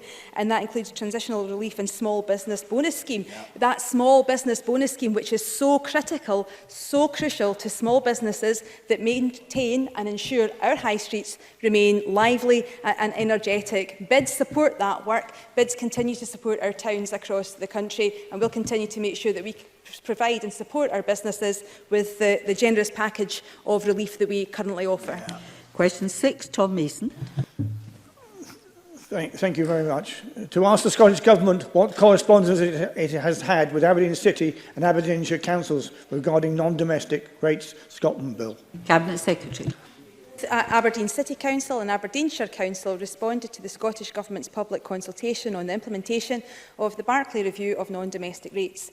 We are committed to maintaining the consultative and collaborative approach that has been a key feature of our work on the Barclay Review, including the non-domestic rates Scotland Bill. And should either council have specific issues they would like to raise with me or my Cabinet colleagues, I'd be more than happy to speak with them. But now, Mr Mason, I know your supplementary will be pertinent. Your supplementary, please. Presiding Officer, I hope so. Presiding Officer, I declare an interest as an Aberdeen City Councillor. 2017 rates revaluation failed to reflect the downturn in the oil and gas industry, and as a result proved devastating, with many businesses in Aberdeen area closing in the past 2 years, including the demolition of perfectly viable office blocks. In addition, Aberdeen City Council, for instance, has had to generate 86... No, but you're breaching another My Little Golden Rules, which is I'd like to hear a question. In that case, so will the government take the opportunities provided by the bill and the upcoming budget to ensure a truly fair settlement to our third largest city? Cabinet Secretary. Well, again, we continue to treat local authorities fairly. If the government had followed this Conservative Party budget proposals, that would have meant less £17 million for services in Aberdeen City. It would have meant £24 million less in Aberdeenshire for the local authorities. In contrast, we have supported local authorities. We continue to offer, show that there are support through our small business bonus scheme in Aberdeen City, which has 2,300 recipients and 7,300 recipients in Aberdeenshire. That has saved much money for businesses across the local authorities in the North East there, and will continue to support the very critical work that happens across Aberdeen City and Shire, important work that ensures that those local authorities are supported and also the businesses are supported as well. Maureen Watt, briefly, please. Can the Cabinet Secretary set out how the non-domestic rates bill builds on the transitional relief received by offices and all but the largest hospitality businesses in Aberdeen City and Shire, ensuring a fair rates deal for all businesses in the North East by moving to the 3-year revaluation, which will mean the rating system can better respond to economic change? Cabinet Secretary. Absolutely, and that's the parcel of why this bill is so critical. That's why my colleague Kate Forbes continues to take that work through the Parliament, and will continue to make sure that we do, as the Barclay Review set out, continue to be consultative, continue to be collaborative with our local authority colleagues and others to ensure that we can move the system forward in a way that works in a more agile way that responds to need for particular areas across the country. Question 7, Keith Brown. To ask the Scottish Government whether it will provide an update on the negotiations between Stirling Council and the agents of the Park of Care development. Minister. Presiding Officer, negotiations between Stirling Council and the developer over the planning obligation are ongoing. Scottish Government have recently agreed to allow until the 31st of January for the obligation to be concluded between the parties. Keith Brown. Can I thank the Minister? He'll be aware that it's now been 2 years since permission was granted for the development, subject to a number of conditions, and despite a number of extensions being granted, the developer and Stirling Council have failed to reach agreement on terms to allow the development to proceed. Will he consider the views of my constituents that local people have faced a prolonged period of uncertainty over this development, and if agreement cannot be reached, approval for the development should be withdrawn? Minister. Presiding Officer, I note Mr Brown's constituents' concerns. However, as this is a live planning application, it would not be appropriate for me to comment on the merits of the case. Mark Ruskell. In the Minister's Notice of Intent letter from 2017, he agreed with the reporter's findings that, I quote, "The financial implications of developing the sports facilities have not been the subject of an assessment." Is it now the Minister's view that such an assessment needs to be produced before he can then make a decision? Minister. Presiding Officer, as members are very well aware, I am extremely restricted in what I can say. There's a special place for me in the Ministerial Code when it comes to live planning applications. As Mr Ruskell has obviously got a copy of the letter of intent with him, I suggest that he looks at the letter of intent because what is in the letter of intent is my judgment in terms of that application. Question 8, Michelle Ballantyne. Thank you. To ask the Scottish Government what action it is taking to ensure that families and communities have access to affordable homes. Minister. Presiding Officer, this Government is committed to ensuring families and communities across Scotland have access to a safe, warm and affordable home that meets their needs. We have transformed access to affordable housing with a record investment of over £3.3 billion to deliver our 50,000 affordable homes target, including 35,000 homes for social rent by 2021. That's a 94% increase on our previous 5-year investment and the single biggest investment in and delivery of affordable housing since devolution. This Government can be very proud of its record in affordable housing, having now delivered more than 87,000 affordable homes since 2007. Michelle Ballantyne. I thank the Minister for that answer. What I'm looking for is just a clarification. Shortly after the last election, the Scottish Government changed its terminology to state that it would deliver 50,000 homes, which he's just talked about in his previous answer, by the end of 2021, as opposed to build 50,000 homes, which is still stated on your manifesto pledge online. So could you just clarify what percentage of the 50,000 homes will be new builds as opposed to refurbishments? Just a wee minute, sorry, just a wee minute. Ms Valentine, sorry, but you keep using the term new. One of these days you're not going to do it. Let's hope before the end of this 5 years. Minister. Presiding Officer, as I've said in this chamber previously, this Government will deliver 50,000 affordable homes during the course of this Parliament, 35,000 of those for social rent. That is the biggest affordable housing programme that there has been for decades. I wish that some members in the chamber would celebrate it. I would refer Ms Ballantyne to my answer previously to Mr Gibson. If her colleagues south of the border were doing as well as us, that's something that she should applaud. We here are delivering for the people of Scotland. James Dornan, very briefly, please.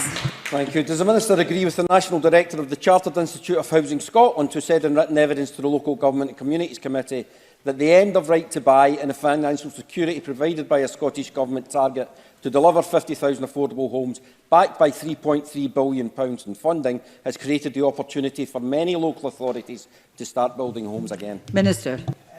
Presiding Officer, Mr Dornan and the Director of the Chartered Institute of Housing Scotland are absolutely right.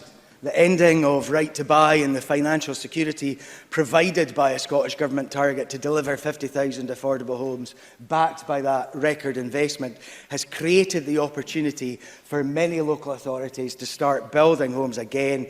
Affordable new build completions have increased from 0 in 2005 to 1,280 in 2018. Thank you. That concludes portfolio questions. Of the short pause, so we move on to the next item of business.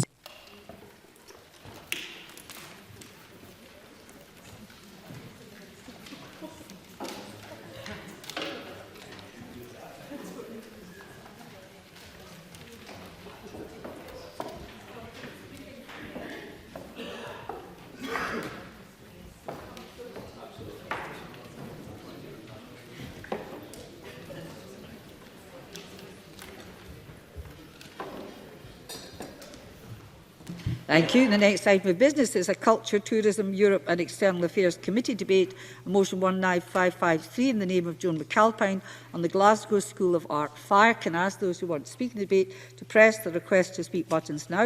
And I call on Joan McAlpine to speak to and move the motion. Ms McAlpine, please. Thank you. On behalf of the Culture, Tourism, Europe and External Affairs Committee, I welcome the opportunity to debate the committee's report, The Glasgow School of Art Mackintosh Building, the Loss of a National Treasure.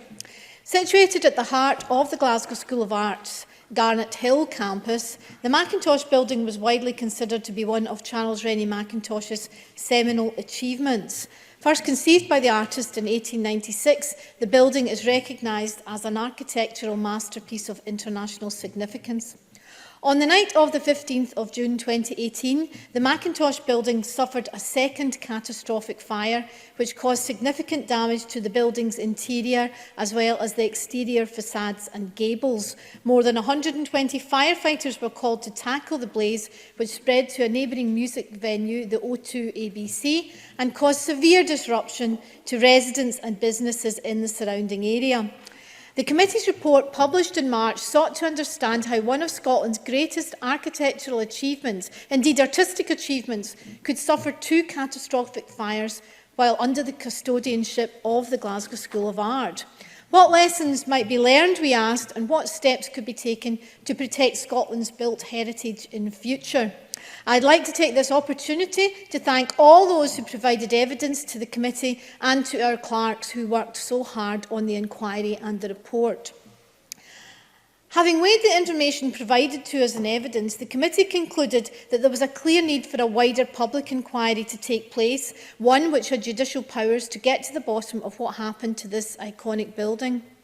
At the time, the committee specified that this should only take place once the Scottish Fire and Rescue Service had reported on the fire, and we look forward to the Fire Service's findings, although I understand the frustrations of those who are still waiting for answers. I share those frustrations.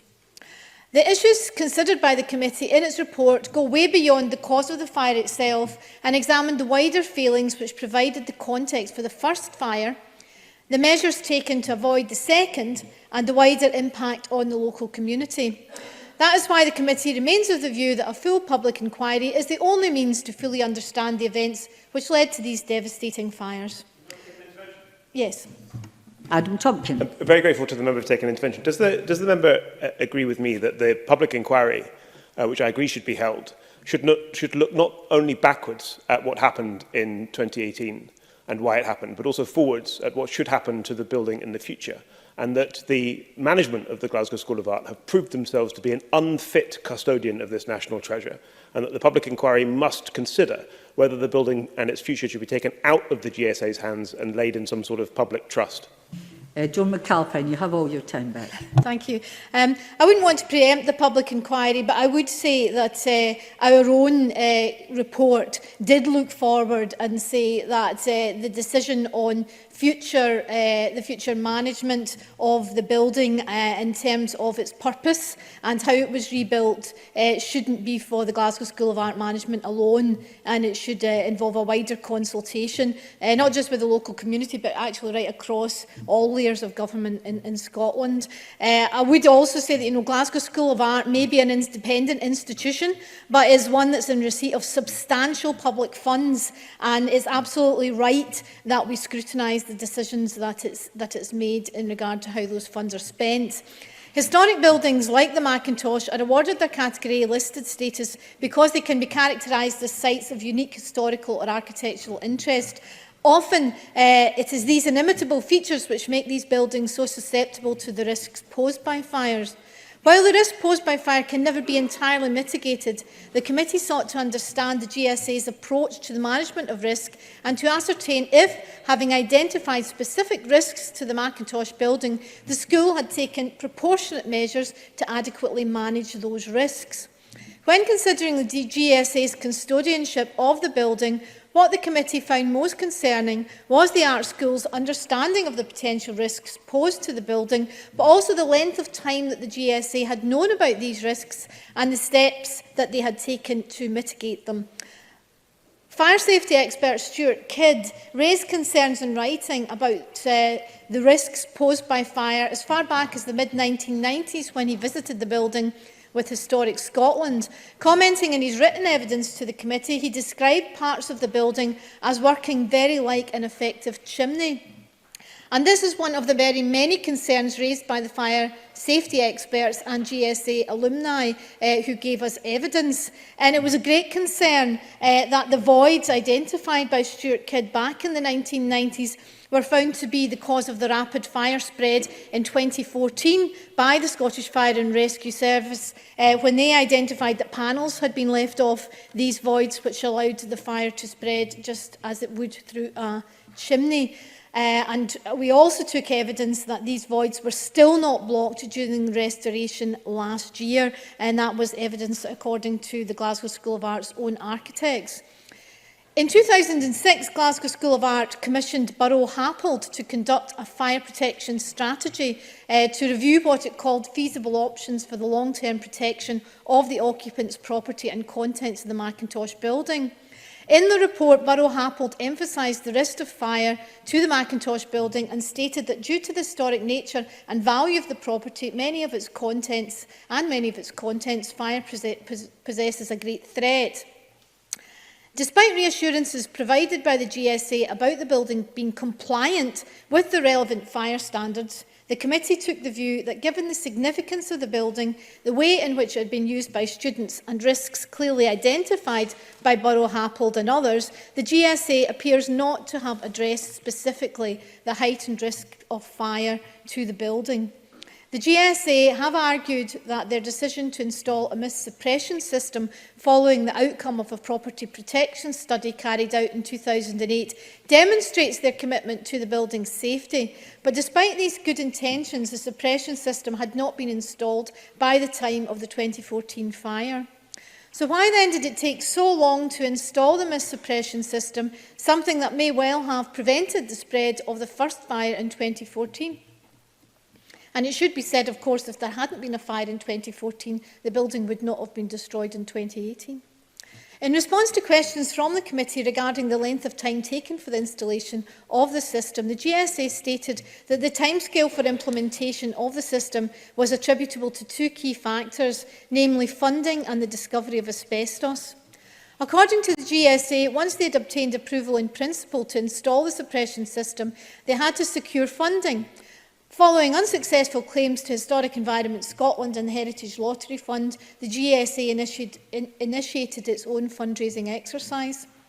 Fire safety experts described the use of fundraising by the GSA to fund a safety-critical system like the fire suppression system to be unusual, and the committee questioned whether more could have been done given the well-documented risks.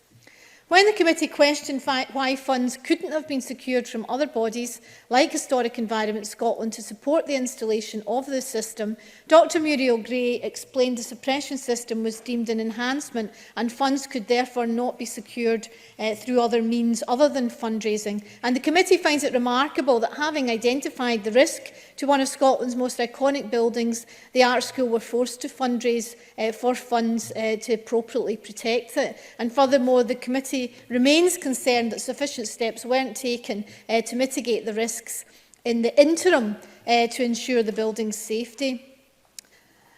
The committee therefore recommended that the Scottish Government undertake an assessment of whether the current funding models available to higher education institutions to protect historic assets such as the Macintosh are adequate, and the Scottish Government, through its agencies, review the adequacy of powers to compel owners to put in place enhanced fire safety measures to protect buildings of national significance.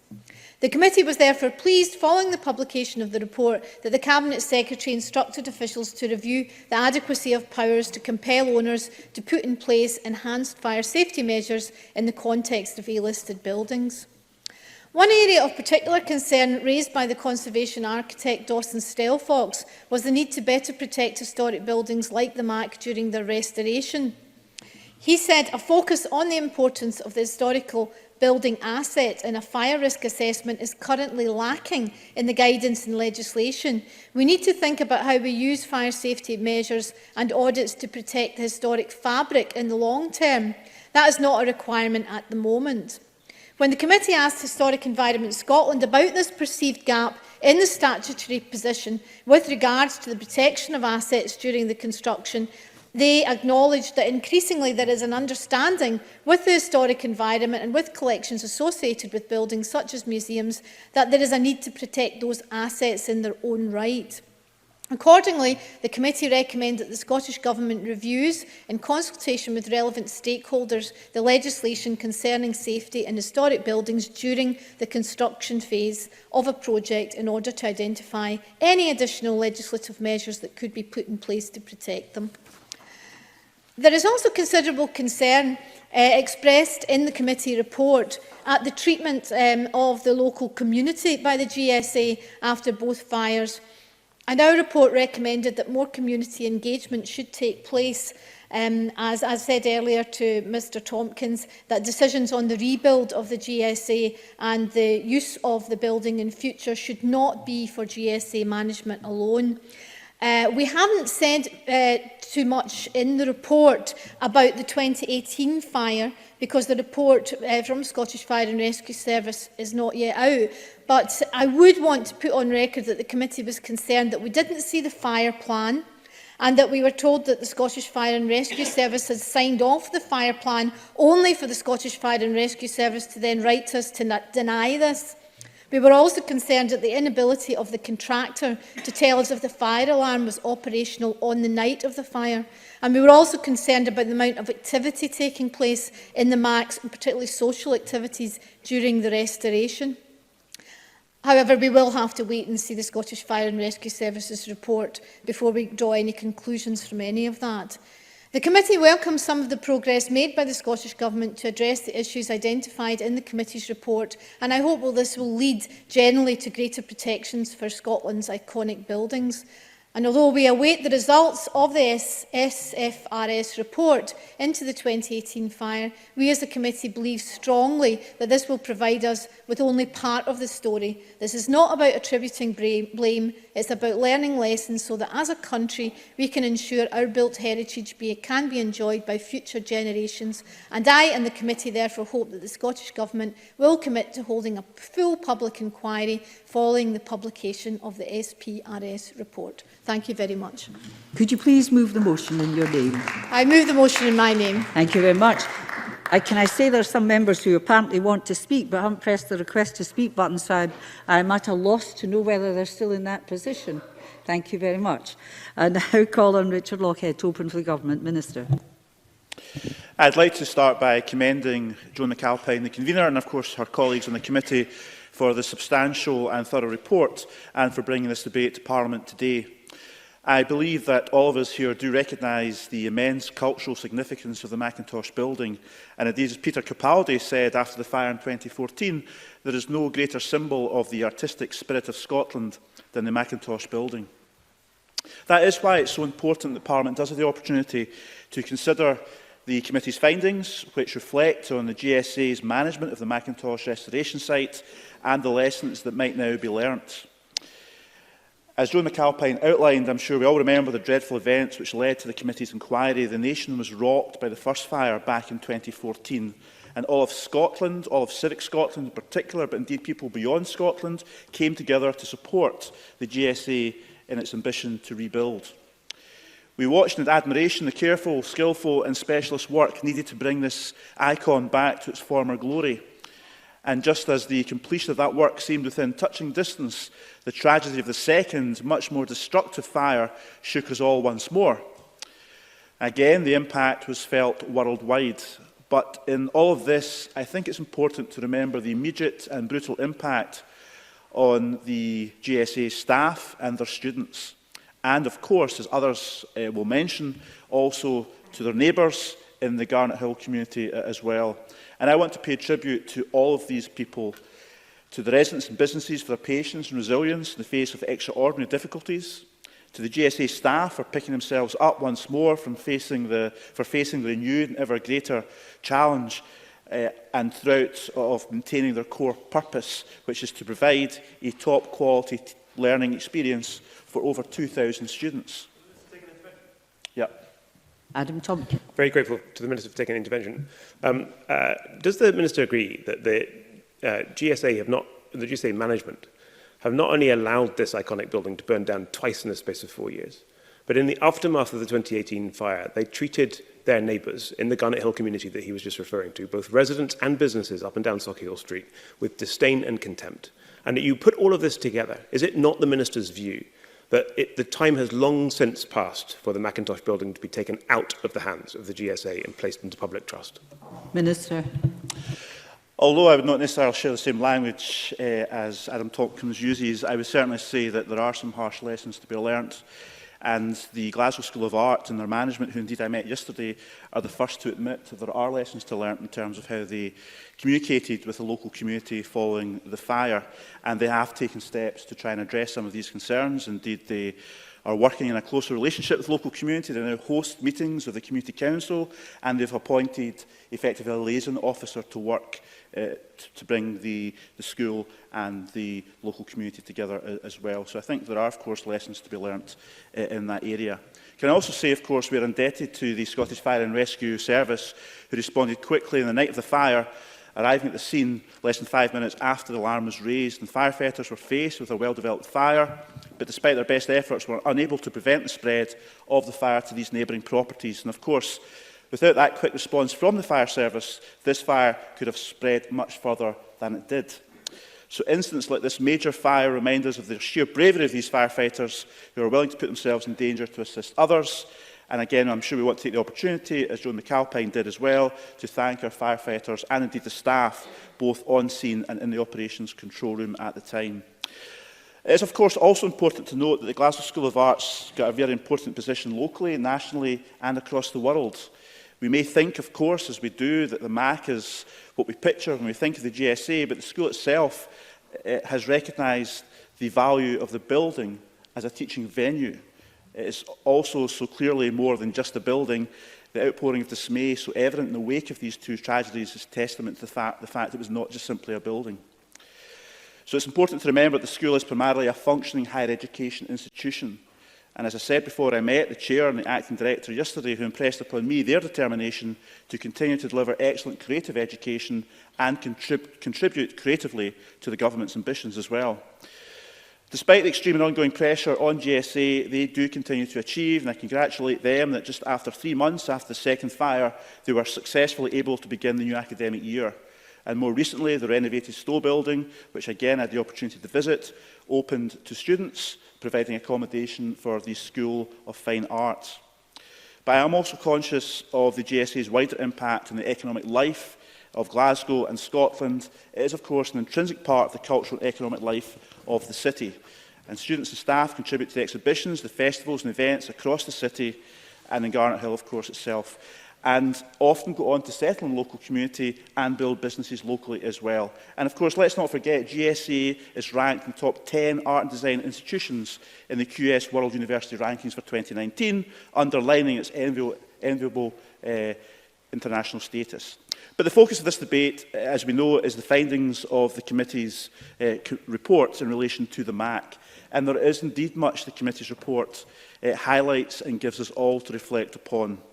References to the GSA's approach to risk management, which was not being sufficiently robust, and that the board did not have the expertise required to tackle such a complex project, and it questions some of the decisions taken, for example, on the installation of the mist suppression system. So these are some of the issues, and Joan McAlpine covered others raised in the report.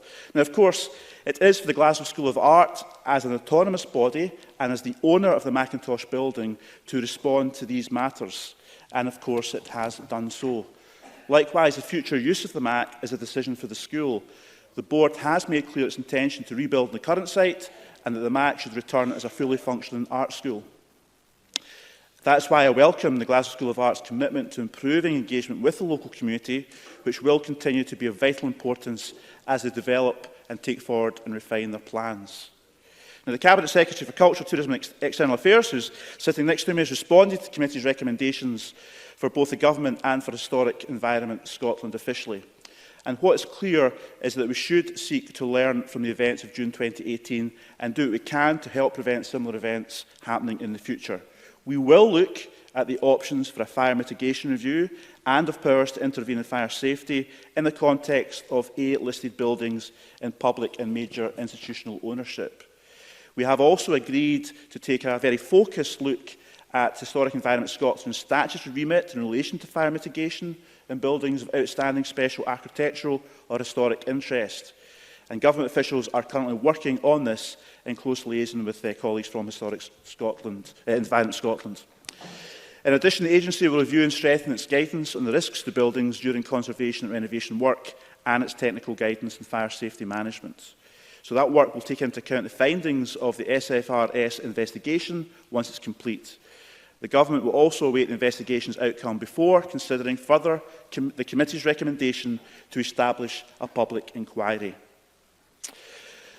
So it's important to note as I reach a conclusion that ministers have no direct role in directing decisions made by the boards of Scottish higher education institutions. However, the Scottish Funding Council does have a role in supporting the school in its core function of delivering high-quality teaching and learning and ensuring there is suitable provision for its governance and management. And I am pleased that in the face of the extreme pressures faced by the school, that the Scottish Funding Council has stepped up its engagement with the board and senior management team to ensure the high level of governance that we do expect in our higher education institutions, and we expect that to be adhered to is in fact the case, and also to support staff and students during what has been a very difficult time. There's also been 5 new board members appointed by the board at GSA, and they will also appoint a permanent director of estates as well, and other positions that hopefully will improve things going forward at the same time and give them the necessary skills. So in closing, I thank the committee once more for its report and for focusing on reducing as far as possible the risk of another disaster, the likes of which we have seen at GSA, and I'm sure colleagues across the chamber will join me in commending the committee for its important work. Thank you. Thank you. I call Rachel Hamilton. Thank you, Presiding Officer, and thank you to the Culture Committee for their work and bringing this to the Chamber today. The Charles Rennie Mackintosh building stood as a beautiful symbol for the best of Scottish art and design. Its most famous feature was its library, which housed many rare and archival materials, as well as original furniture and fittings. It was so heartbreaking, and we'll hear that, I'm sure, from many colleagues today, to watch the Grade A listed Glasgow School of Art, affectionately known as the MAC, destroyed by fire for a second time on the night of the 15th of June 2018. The community of Glasgow and beyond were devastated by the fire that night, as well as everyone across Scotland, and the impact it continues to have. Businesses and local residents still withstand the worst of the consequences of that fire, and that is why it is so important that in the future the local community are treated with respect and consulted and engaged in future processes. I want to pay tribute to those who helped that night, from the fire service to the police. Their efforts ensured that we did not see further damage done. Importantly, I also want to pay tribute to those who lost work during the fire, artists and restorers who worked tirelessly and meticulously to replicate beautiful Rennie Mackintosh pieces, tragically lost their great work, not only that night, but also in the first fire too. Whilst we await the conclusion of the SFRS report, we know fundamentally that historic buildings do require special attention during works, and the delayed installation of a water mist suppression system and presence of obsolete ventilation ducts exacerbated the 2 fires at the school. In the run-up to the first fire in 2014, the GSA appeared not to have specifically addressed the heightened fire risk to the MAC building. It was concerned about the length of time taken for a mist suppression system to be installed and questioned whether more could have been done in the interim period to protect the building. Then in 2018, in the fire, it could not determine whether the fire alarm system was switched on and fully operational. Presiding Officer, my colleagues on the Scottish Conservative benches were clear from the outset. There has to be a full public inquiry into the fire. Adam Tompkins made this abundantly clear in February when he stated, and I quote, "A public inquiry could compel the disclosure of information in the same way that a court can compel the release of documents in civil proceedings." We cannot let damage on this magnitude happen again to any other prestigious listed building. ultimately lessons have to be learned. There are hundreds of listed buildings going through restoration at any given time, and to simply wish that something similar would not happen again would be preposterous. And I was glad that this was touched upon in the committee report. We need to see all stakeholders involved, getting round the table to ensure that our historic buildings, whether castles, stately homes, civic buildings, are properly protected at all times, not just during restoration or construction. The committee was right to call for a review to all the appropriate pieces of legislation that correspond to listed buildings. We need to see the Scottish Government, the Scottish Fire and Rescue Services and Historic Environment Scotland review fire safety procedures in Category A listed buildings. This could be done in line with ensuring the Scottish Government reviews the legal protections for Category A listed buildings.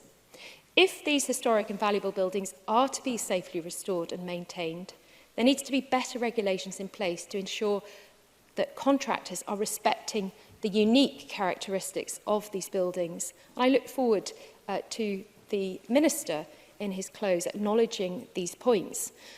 And I believe the best way forward is also to better educate owners and contractors on the unique nature of listed historic buildings and the distinct set of problems that they can pose when carrying out reportative work.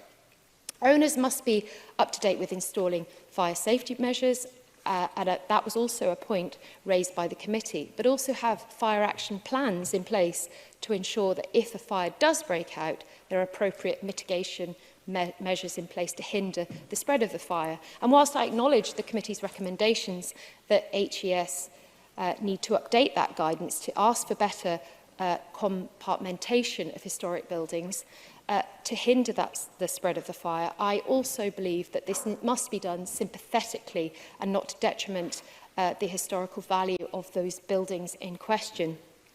I also agree with the committee that we may need to focus our attention on categorisation of buildings. Whilst A-grade list buildings command the highest level of protection, does it really ensure they are safe and are equipped to deal with fires and other disasters? And should specific protections be extended to those of unique cultural and historical significance, rather than just those in the Category A? Fundamentally, Presiding Officer, we do need better guidance, we need better legislation and better protection for our historic buildings in order that we do not see this happen again. What took place at the Glasgow School of Art back in June 2018 will remain a constant reminder that historic buildings require special attention during restoration and construction works. Whilst the failings in the run-up to the fire cannot be simply narrowed down to one single issue, it's important that we recognise the report on the cause of the fire has not yet been established by the Scottish Fire and Rescue Service, though investigations are said to be in their final phase. I share the comments of the committee that after the conclusion of the SFRS report, the Scottish Government should establish a public inquiry with judicial powers into the 2014 and the 2018 fires at the MAC. And as I pointed out earlier, we've been clear on this since day one. The transparency of the GSA management must also be scrutinised.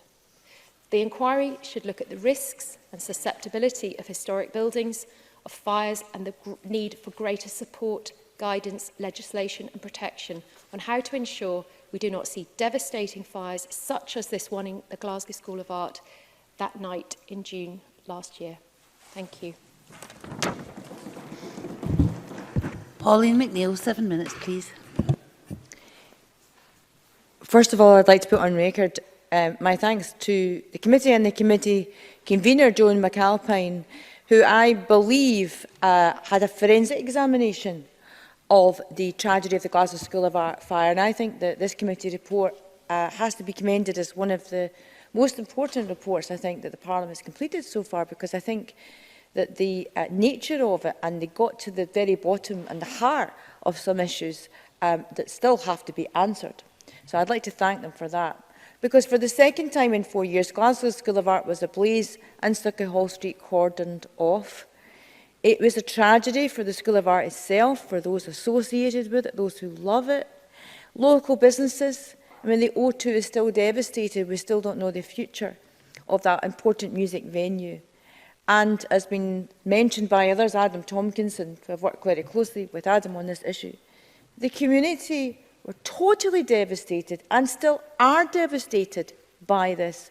Families are split up due to the difficulties in getting emergency accommodation. People returned to their homes on the night of the fire and were not allowed to return home for 4 months. They weren't even allowed to come in and collect personal belongings.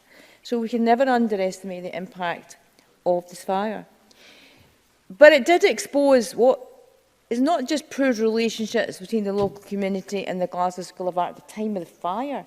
I think it's important to point out to the Cabinet Secretary that this is a relationship that has been very poor for a long period of time, and I think at least Grays on record is acknowledging that. And it can never be allowed to happen. It's such an important institution sitting in the middle of Garnet Hill in the residential community really needs to have an ongoing excellent relationship with local people. 33 businesses were devastated by the Glasgow School of Art fire, and they are still struggling today. Like Rachel Hamilton, I'd like to put on record my thanks to the 120 firefighters who fought through the blaze and to be commended for their incredible stamina and expertise in fighting this fierce and enormous fire.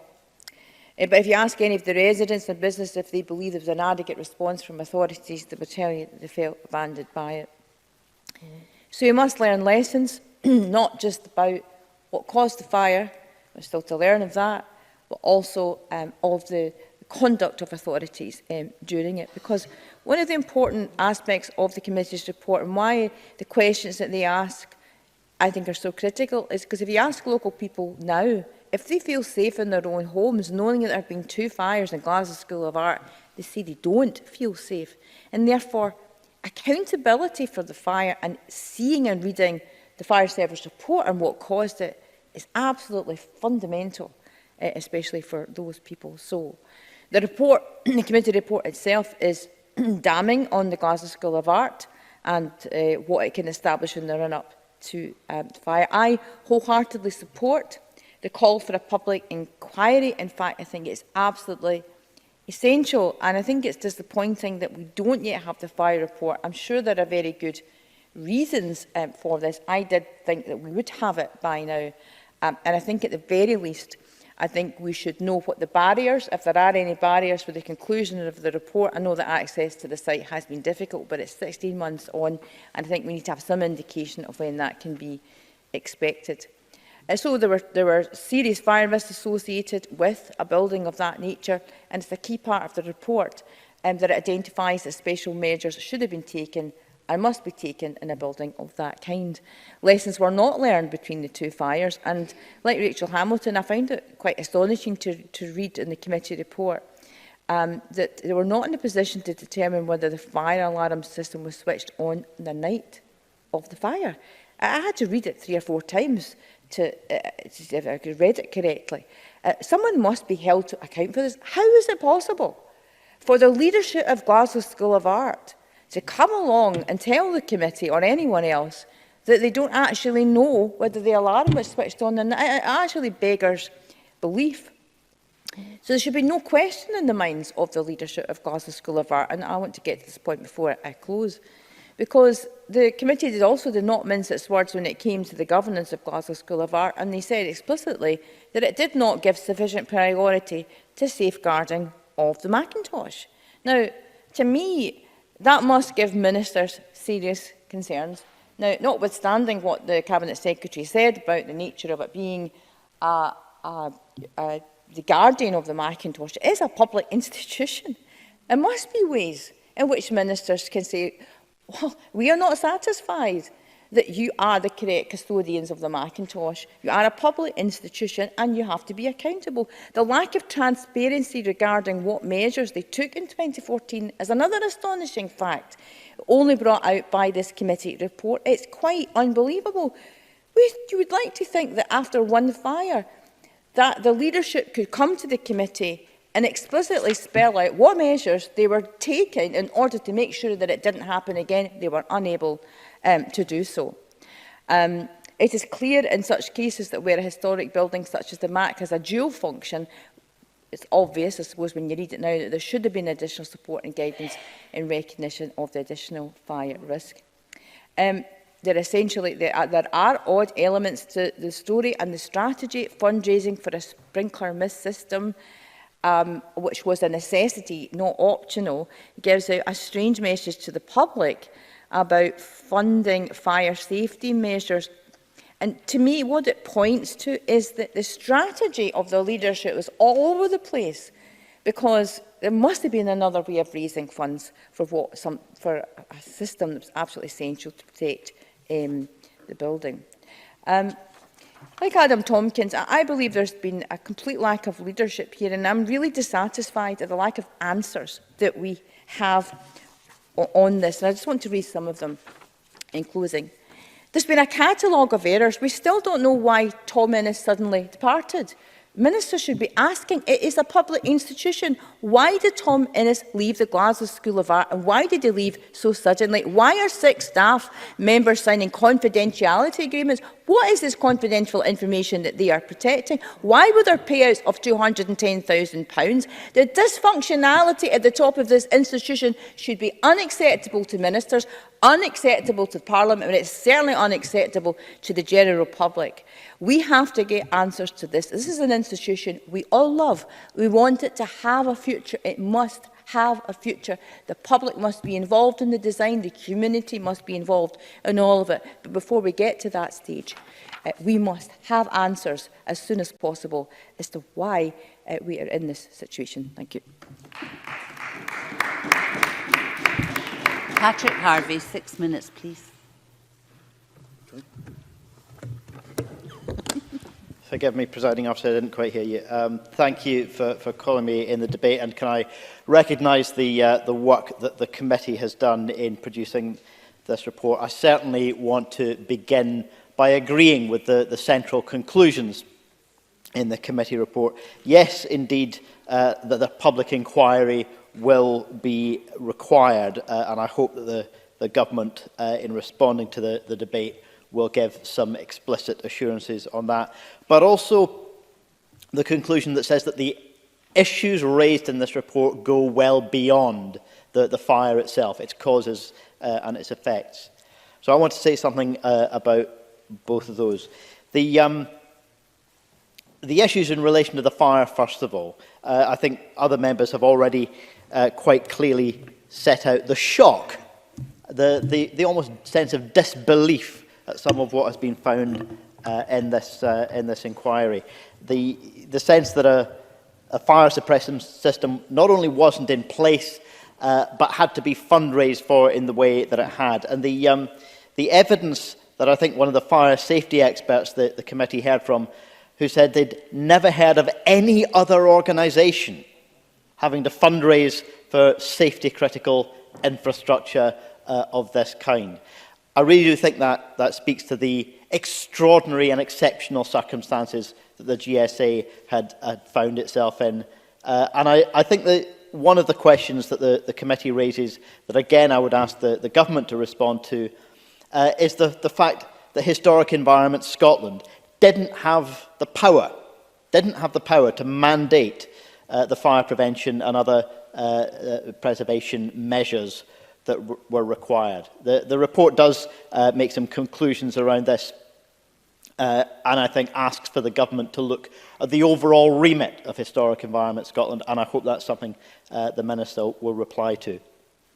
But I wanted mostly to talk about the issues of context, because Glasgow School of Art is not just a building, valued, iconic and important though it is also something that sits within a context.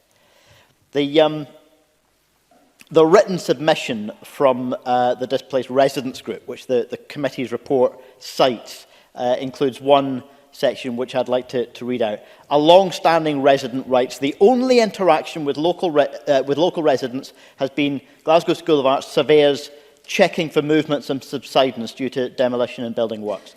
We have never been included or invited to any of the degree shows or to see the buildings in the 28 years I've lived in Garnet Hill, though we've endured the disruption and the noise every day. And the residents group went on to say, the picture painted is of a selfish neighbour with little understanding of the impact they have on their community. We should be angry at that perception. We should note and acknowledge that the Glasgow School of Art recognised the validity of that perception. They accepted a lot of those criticisms. But this is a warning, I think, not just to the Glasgow School of Art, about the long and hard work they're going to have to do to rebuild trust. It should be a warning to all institutions, all large organisations, public, private or voluntary, that have a role in shaping the nature of the community that they live in and live alongside. Build that trust before you end up encountering a crisis. Because if you have to encounter a crisis, if you have to go through a situation anything like that which the Glasgow School of Art and its community went through, it's too late to start building that trust then. It has to be done now. So I think that's a warning that everyone, not just the GSA and the organisations that are responsible for this situation, should be taking seriously. And the other aspect about context is not just about the local area, which clearly needs a proactive approach to the redevelopment of Sauchiehall Street. This should be a time, you know, where the Avenues project has taken Sauchiehall Street more back for public use, less space taken up by traffic and more for people. That should be a fantastic time, a renaissance time for Sauchiehall Street as a lively part of our city, and it should be something that's really positive. There has to be a plan that the government gets behind to ensure that kind of renaissance happens. But the wider context is also about the artistic and cultural life of our city and of our country. And it's at a time when, as Pauline McNeill reflects, it's not just the GSA, but the O2 as well. That's not so long after Glasgow lost the Arches, not because of fire, but because of bureaucratic perversity, in my view.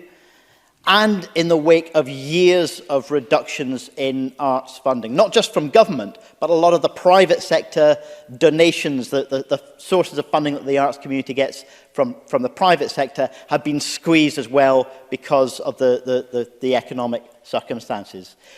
A lot of this doesn't necessarily flow from government causes, but the responsibility falls to government to respond to that, to make sure that we're investing in our arts community and to make sure that we're giving leadership to the revival of a geographic community as well in the vicinity of the School of Art. Once again, I'd like to close by thanking the committee for their work, but urge the government not to feel that it's being blamed for any of this, but to recognise that it has a responsibility to give leadership in where we go next. We move now to the open debate. Speeches of 6 minutes, please. Kenneth Gibson, to be followed by Adam Tompkins. Thank you, Presiding Officer. And can I start by thanking Joan McAlpine for leading this debate on behalf of the Culture, Tourism and External Affairs Committee, of which I'm a member. And I know that but for a family bereavement, the local member, Sandra White, MSP, would also be participating in this debate on behalf of her constituents. I too was deeply saddened to hear about the first fire at the Glasgow School of Art back in 2014. Everyone knows if you want to see something beautiful in Glasgow, all you have to do is look up. You'll be greeted by grand old buildings with beautiful ornate facades. Now, I wouldn't necessarily count the MAC as having been one of the prettiest pieces of architecture, but it was undeniably striking, groundbreaking, and of huge significance to the city of Glasgow. I was, of course, also shocked when I heard it was ablaze again in 2018, and I'm sure everyone else shared that emotion. Losing one of Charles Rennie Mackintosh's most iconic buildings, if not the most iconic, is a real blow to the history and culture of Glasgow and Scotland. While it may seem dramatic to call a fire with no human casualties a tragedy, thinking of such a beautiful listed building being gutted not long after its 150th anniversary, with refurbishments after the 2014 fire so close to completion, it's hard not to feel sad. Undergraduate students were set to have access to the new building earlier this year, and this was taken away from them. Given these two catastrophic fires, a public inquiry is absolutely essential. The GSA board has failed to act as custodians of this magnificent building or even act as good neighbours to local residents and businesses whose lives have been turned upside down. Insufficient priority was given to fire prevention, and we cannot allow such a disaster to happen again anywhere in Scotland, including if rebuilt a rejuvenated Glasgow School of Art. Of course, the real question is this: how can we prevent this from happening again? It doesn't help that buildings under construction tend to be more vulnerable simply because a lot of construction, or reconstruction in this case, involves something called hot work, meaning the use of flames. The 2018 Primark fire in Belfast, for instance, was caused by a blowtorch which was left on, destroying the £6 million refurbishment of a 200-year-old building. How this cannot be the case for the School of Art, simply because no such works were taking place at the time. We all know that the blaze in 2014 started in a studio and was accelerated by voids and ventilation ducts in the building that allowed it to spread up towards the library. These voids, empty spaces such as in the roof that simply allow for natural ventilation, were pointed out after the fire in 2014 and had previously been noted as a potential issue during inspections in 1997 and 2006. Why was nothing done about them in the refurbishment post-2014? Another aspect of the most recent art school fire is how fire safety measures such as a sprinkler system were available but not yet in use. In March of this year, the committee heard evidence from fire expert Stephen Mackenzie and conservation architect Dawson Stelfox regarding the 2018 event. In that session, I quoted a School of Art spokesperson who in the Times that very day said, and I quote, "As regards having a working mist suppression system at the time of the fire, there is no such system that could have been operational in the MAC prior to the completion of the build phase." Mr Mackenzie rejected this vehemently, and Mr Stelfox responded that temporary suppression systems were indeed available. Perhaps an even greater shame is the decision to change the then almost complete high-pressure mist system to a low-pressure one between April and August of 2016. Although the reasoning behind it appeared sound, citing the dangers of high-pressured volumes of water on such a historic building, had the system been functional, the damage to the School of Art may not have been anything like as extensive. In terms of how the GSA board has reacted to this, there are deep concerns about their approach to openness, transparency and the wider way in which they present and share information. Indeed, when the committee published a report, the response from the GSA board, if I'm being diplomatic, was, to put it mildly, utterly dismissive. There's a clear sense from stakeholders' evidence that the level of information and transparency around the consequences of both fires had been far from ideal, leading to unnecessary speculation. While some measures were seemingly taken by the GSA, such as much of the information was not easily accessible on their website and only available on request. For example, the GSA's website includes clear information about the restoration project itself, but not the governance and decision-making processes underpinning much of this work. Going forward, the GSA must review how it publishes information concerning the Macintosh building in order to provide a clearer picture of its activities.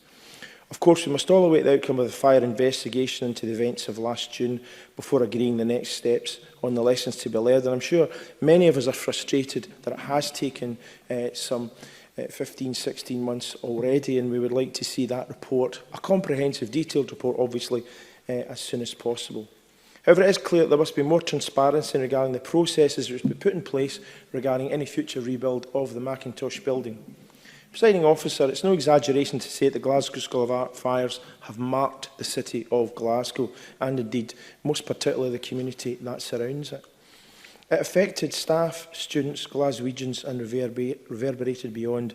I must not forget the extensive damage caused to the A2ABC music venue next door, as well as already been mentioned, people's homes and nearby businesses. Perhaps a modicum of goodwill will come out of this fire in the form of awareness and robust measures put in place to ensure it never happens again, which is ultimately what we all wish to see. Adam Tompkins, followed by Annabel Ewing. Presiding Officer, I'm really grateful for the opportunity to take part in this debate, and I commend the committee for its work and for its report.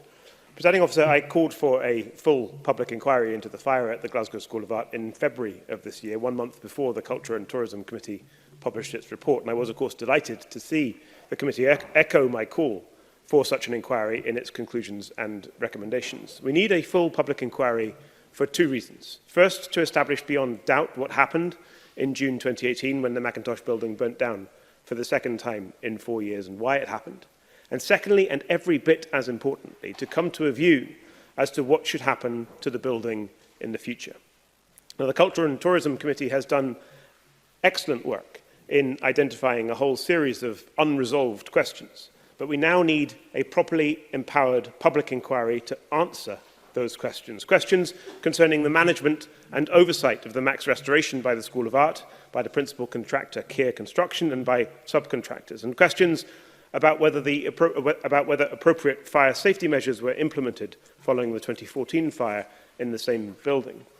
The Culture and Tourism Committee could not get to the bottom of these issues for a variety of reasons beyond its control. Key information remains hidden from the public despite the committee's work. Minutes of School of Art board meetings have been redacted, as was the Scottish Fire and Rescue Service's report into the 2014 fire. And principal contractor Kier Construction declined to disclose to MSPs on the committee a key document unless it was withheld from the public.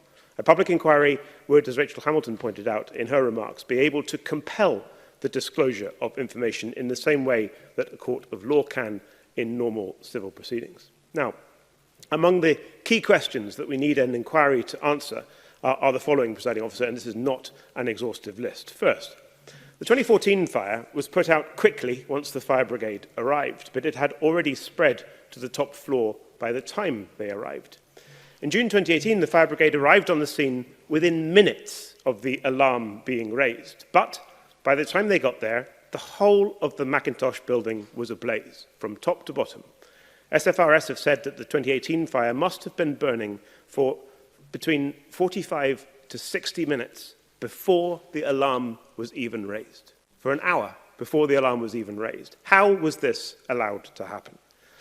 Second, between 2008 and 2012, the Glasgow School of Art spent £8.5 million of public money, of Heritage Lottery Fund money, but not on protecting the vents, which others have already talked about, which were critical in accelerating the spread of the 2014 fire. Why was this? The Culture and Tourism Committee was told that in 2018, the GSA appears to have had one health and safety officer for the whole of its estate, not just for the Mac building, and no dedicated fire officer. Is that true? Regarding the Kier reconstruction work, why was there no compartmentation which would have helped stop the spread of the 2018 fire? And if there were people trained to inspect for fire 24/7, as there surely should have been, where were they on the night of the fire, given that it was ablaze for an hour, up to an hour, before the fire crews were called? Apparently, the fire and emergency plan set out that there was a guard on site overnight and that there was 24-hour security monitoring. So why, in June 2018, was no alarm raised until the fire had been burning for an hour?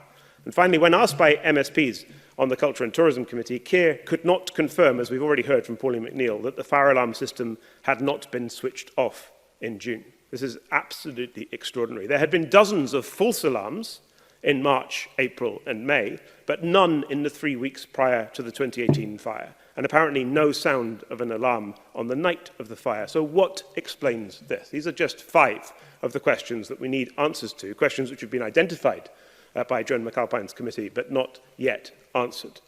Presiding Officer, 2 parties come out of the disaster of the 2018 fire particularly badly. The first is the GSA itself, and the second, I'm afraid, is the SNP administration at Glasgow City Council. The past 18 months have, as Pauline McNeill set out graphically, been profoundly difficult for the businesses and residents of Sauchiehall Street and Garnet Hill. They have been pushed to breaking point through no fault of their own, and I have been, like many others, have been deeply struck by their resilience and their tenacity. There was an alarming lack of a coherent joined-up plan from Glasgow City Council to deal with the consequences of the art school fire last year. Piecemeal information trickled down to traders and residents in the days and weeks following the fire, and it was clear that the council was constantly on the back foot. 18 months on, there's still no long-term strategy for the recovery of Sauchiehall Street. No one blames the council for the fires, but at a time of crisis, it seems that Susan Aitken runs an administration which runs for cover when the going gets tough. SNP councillors right now seem more interested in spending taxpayers' money on shoes for themselves than on helping Sauchiehall Street and Garnet Hill recover. As for the School of Arts Management, they are even more culpable.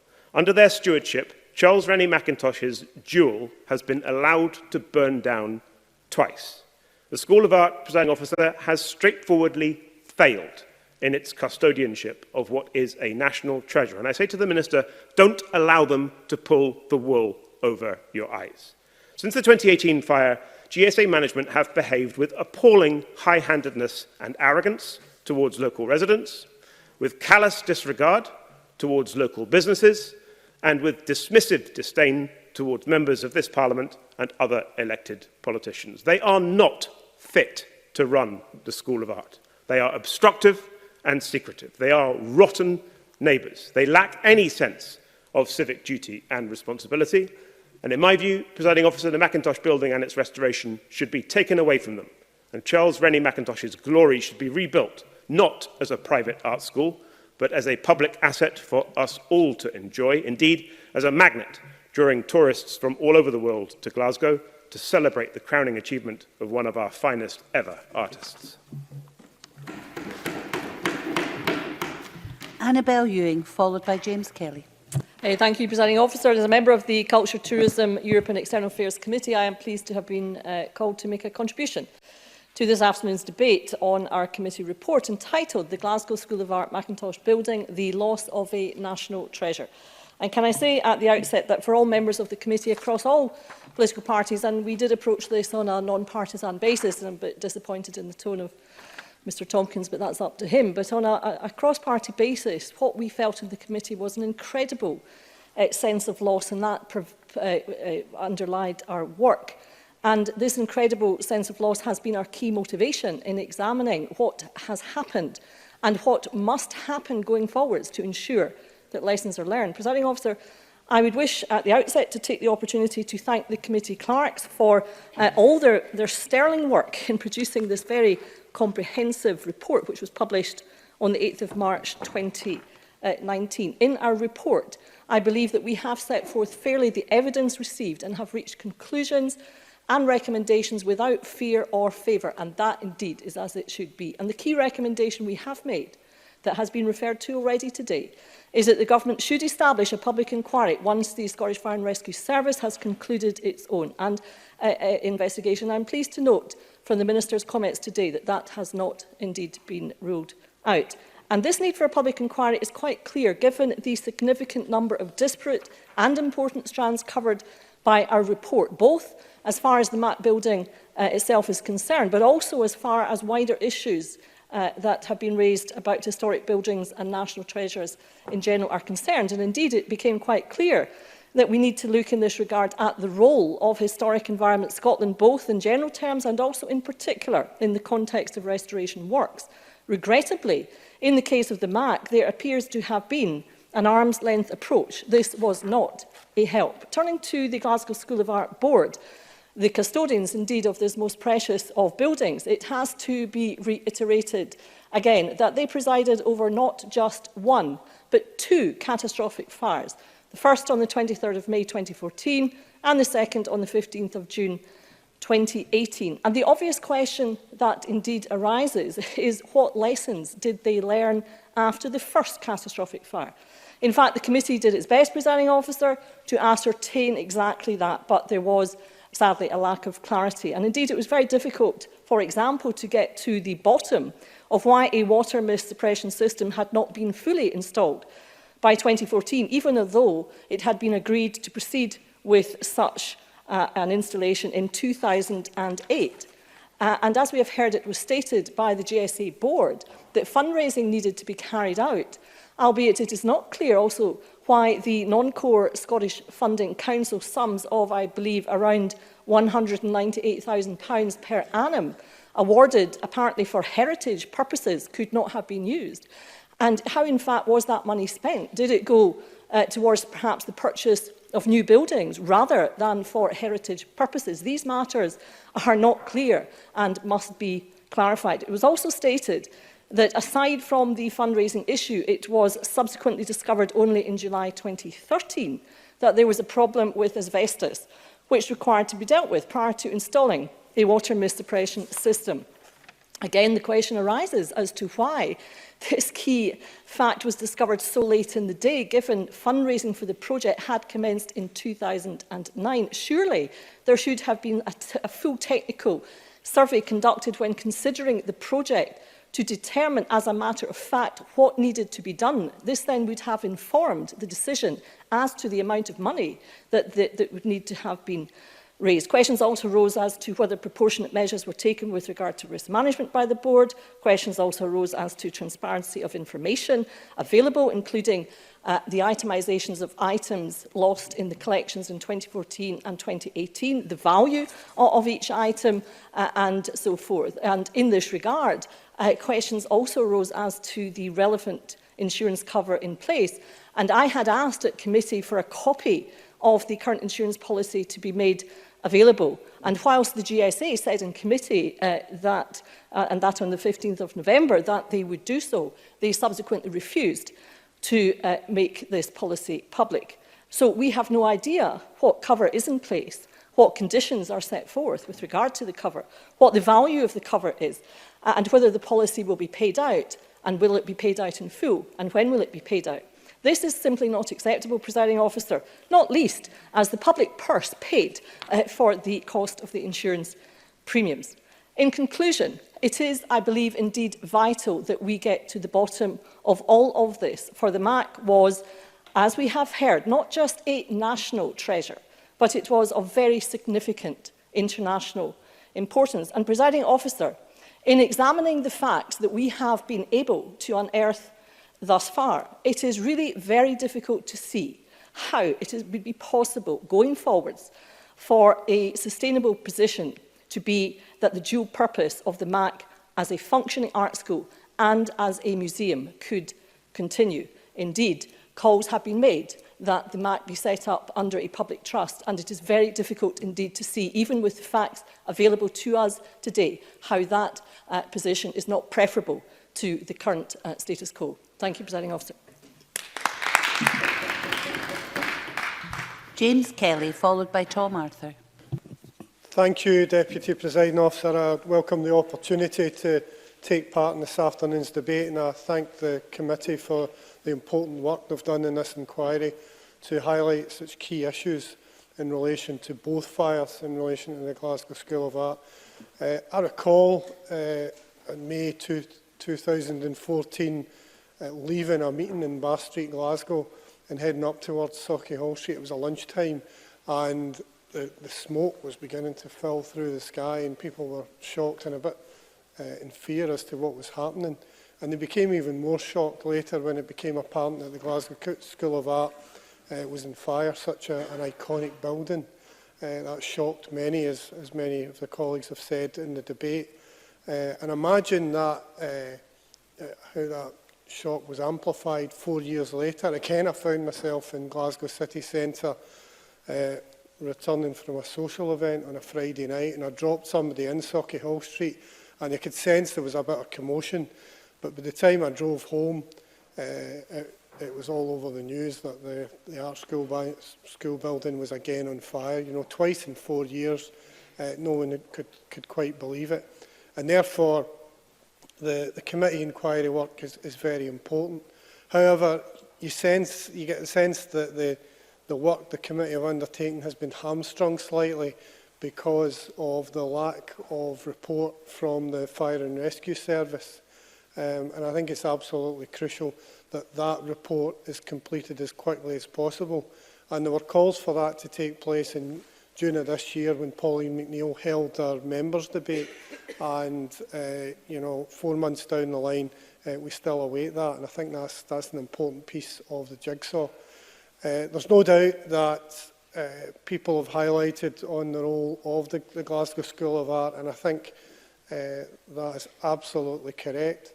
I mean, it's astonishing that the report underlines the fact that at the time of the 2014 fire, there were fire risks associated with that building. It's absolutely astonishing that the mist suppression system, which was identified in 2008 as being necessary to give protection from fire, wasn't fully installed by the time of the 2014 fire. And it's also equally astonishing that come the 2018 fire, on the night of the fire alarm wasn't working. As Pauline McNeill said, you know, that beggars belief. And those issues alone there are a lot of other issues covered in the report. Those issues alone raise serious questions about the management of the Glasgow School of Art. You sense, looking at the report and also at the Glasgow School of Art's response, that they're a bit prickly in terms of the criticism, but you've really got to ask the question, such large fires in 4 years and a catalogue of errors of mismanagement, it's time that somebody took responsibility and stood up and was counted.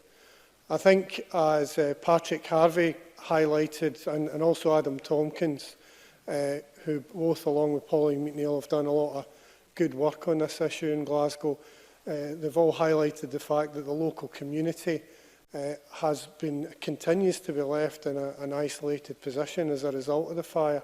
The 2018 fire really devastated a lot of the businesses around the Sauchiehall Street area, and some people were moved from their homes and split up from their families.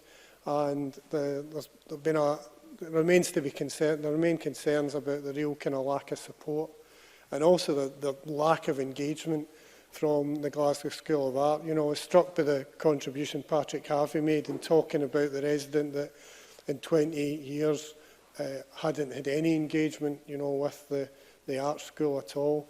I think that shows a real failure of public responsibility.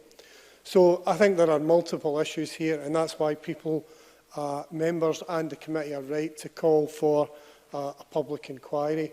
That public inquiry is necessary because we still don't know properly why these fires happened in 2014 and 2018, and there are clearly important lessons that have got to be learned from these incidents. I think there's serious questions about the role of the GSA. They've been severely criticised in the report and also in some members' contributions, and the public inquiry needs to look at that. And I think there also has to be an examination of how we protect other historic buildings throughout Scotland to ensure that there aren't any fire risks there. So in doing that, I hope that the government would take on board these calls for a public inquiry. And I also think the government need to be a bit more proactive in terms of looking at the role in relation to other historic buildings, but also for the Glasgow School of Art. The government do have a responsibility here.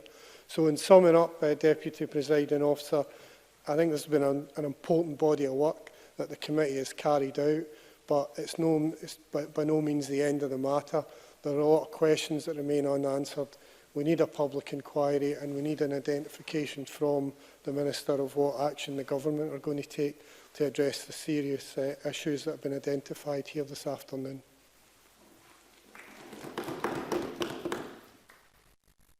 I call Tom Arthur to be followed by Annie Wales. Thank you, Presiding Officer. I'm grateful for the opportunity to speak in this debate, and I would like to put on record my thanks to the committee and the clerks for producing this substantive piece of work. I found it a very informative piece of work coming to as a non-committee member. However, before turning to the substance of the report, I would like very briefly to reflect on a previous jewel in Glasgow's architectural heritage that was lost to fire. This past Saturday marked 47 years since Glasgow lost St Andrew's Hall.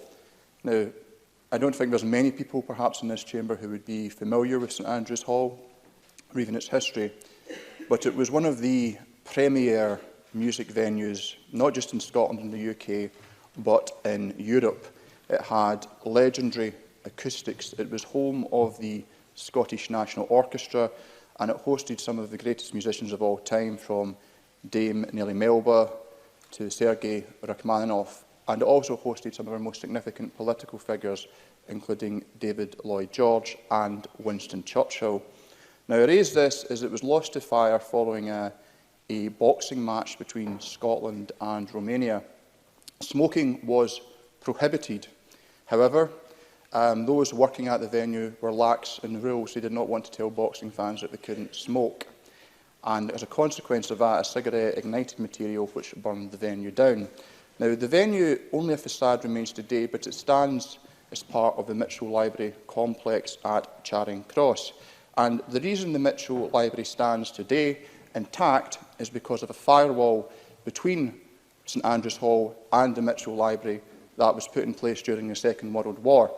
And I raise that because it raises two questions about the application of rules and appropriate measures of mitigation, which have been raised within this piece of work. And it is tragic that some 42 years after that initial event, another jewel should be so severely damaged, and then following that, almost completely destroyed. And the fire at the art school, of course, came only 10 years after what was the Elgin Place Congregational Church, known to my generation as the Shack nightclub, was burnt to the ground in Pitt Street. And it raises a question of how is it we have managed to find ourselves in a situation where these architectural gems, so interwoven with what it is to Glaswegian identity, should be lost? Why is it that these lessons over half a century have failed to be learned? A question arises that perhaps there's always going to be an inevitability that such tragedies can happen. But my reflections from reading this report is that the events that have befallen the School of Art in Glasgow were ultimately, to some degree, preventable. But when reading of regards to the conduct of many of those involved in the management and running of the art school, the report fills me with a foreboding sense as I make my way through it, because it seems that there was an inevitability in what eventually happened. And that is a great tragedy, because I asked myself, as someone who was born 23 years after the St Andrews Hall burned down, what would it have been like to have been there in this incredible venue? And I wonder for people born today, 23 years from now, what they will ask. What would it have been like to visit the Macintosh building?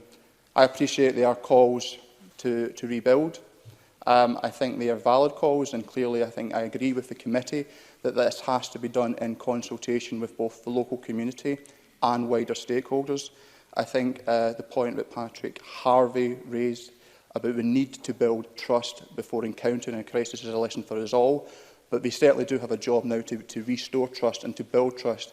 And I think a key way of doing that will be to have that thorough engagement and not to take any decisions preemptively on what the future of the site should be. I don't endorse the position that Adam Tompkins took, but I think the anger that he expressed is an anger that is visceral and reflects the anger of many of his constituents, and I can recognise that entirely. So I say it is imperative that there is a substantive process of engagement. So many of the contributions this afternoon have focused on the need to ask questions, and so much of this debate is ultimately contingent on and caveated by the need to wait for the outcome of the SFRS inquiry. And I think while it is frustrating that we do not have a report yet, what is most vitally important is that the SFRS and all involved have the opportunity to conduct a most full and robust inquiry so that we have a full understanding of the events that took place. I am very sympathetic to the calls for a full public inquiry. I think what would be most beneficial, however, is to wait until we have the full results of the inquiry from the SFRS before proceeding forward. But by whatever mechanism we achieve it, it is imperative that lessons are learned from the events of 2014 and 2018, and that we ensure that this never happens again, because while there may be some questions about who the future legal owner of the Macintosh building should be, the reality is that they belong to all of us and to future generations too, and we are duty-bound to protect them. Thank you.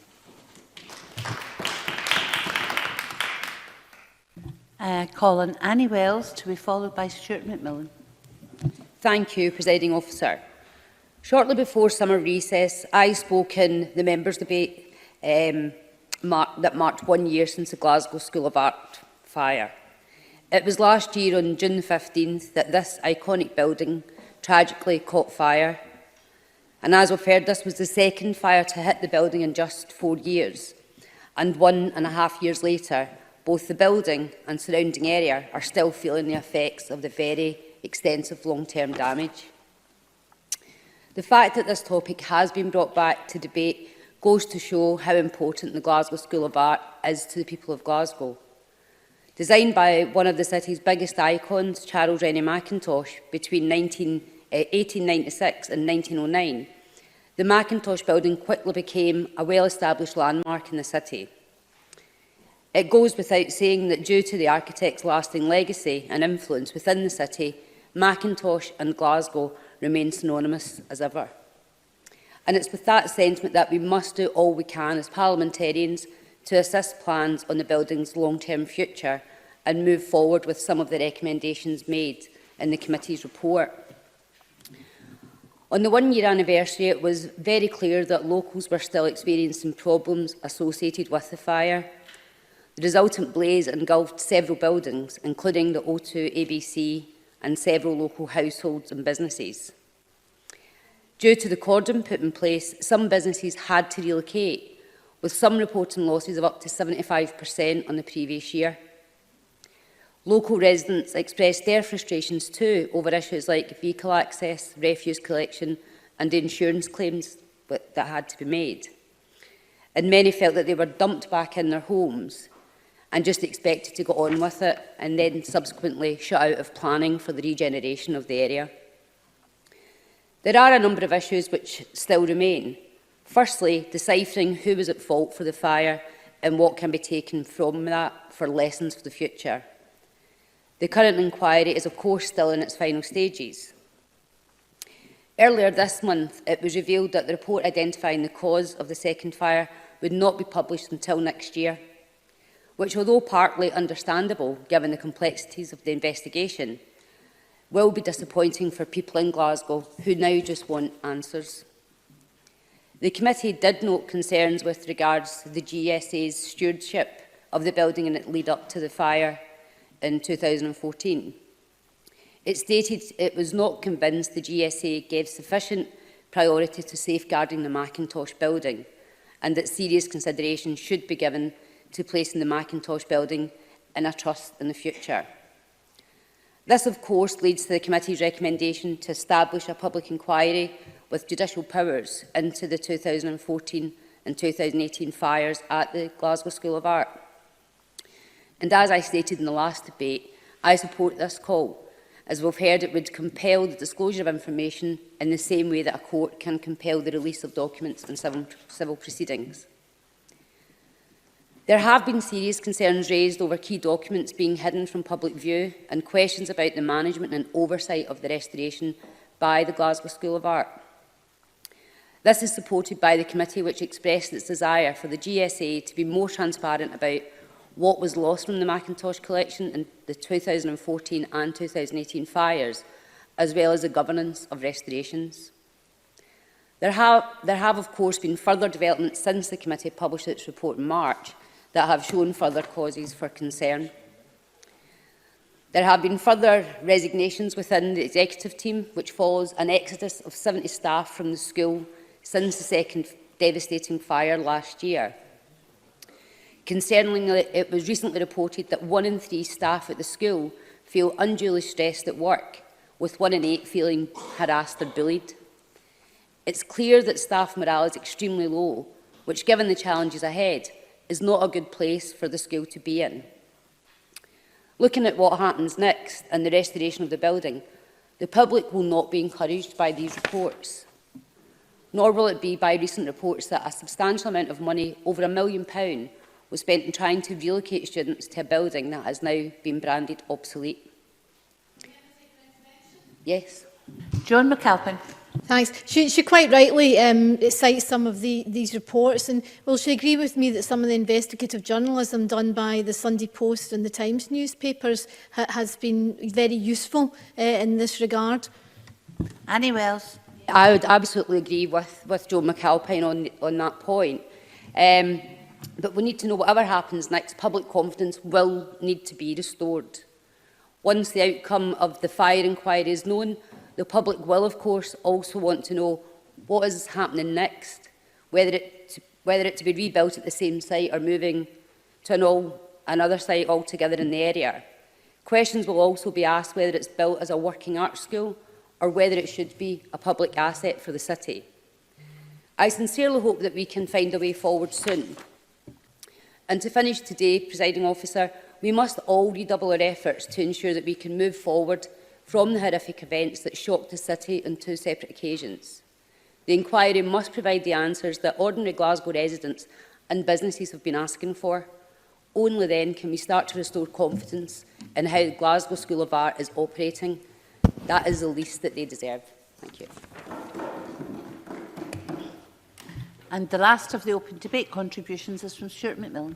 Thank you very much, Presiding Officer. Presiding Officer, I support this report, and as one of the committee members, I found the inquiry to be both saddening but also fascinating. I've got no direct link at all to the art school, so I looked at the evidence from a purely dispassionate position. I do have some family links, but they are quite distant in the family tree.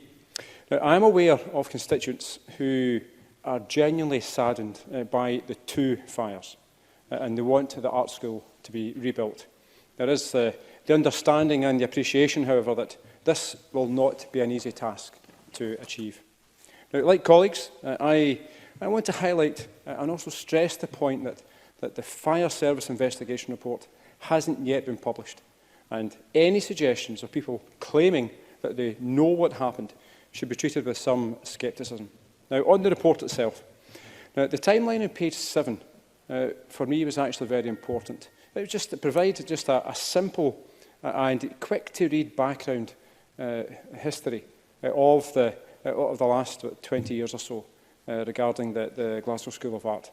But for many people, there will be the anger that second fire happened, particularly so soon after the first. There will also be the anger at the quantum invested by the many donors and also organisations, only to see it go up in smoke. Now, people clearly want the Glasgow School of Art to be rebuilt, but they also want it to be safeguarded for the future. It was something that clearly that didn't happen after the first fire. Now, this is where the conclusions in paragraphs 24 and 25 of our report, in my opinion, are very important. Now, if we as a committee consider the evidence supplied by the board to be robust, I'm sure that our conclusions and recommendations would have been somewhat different.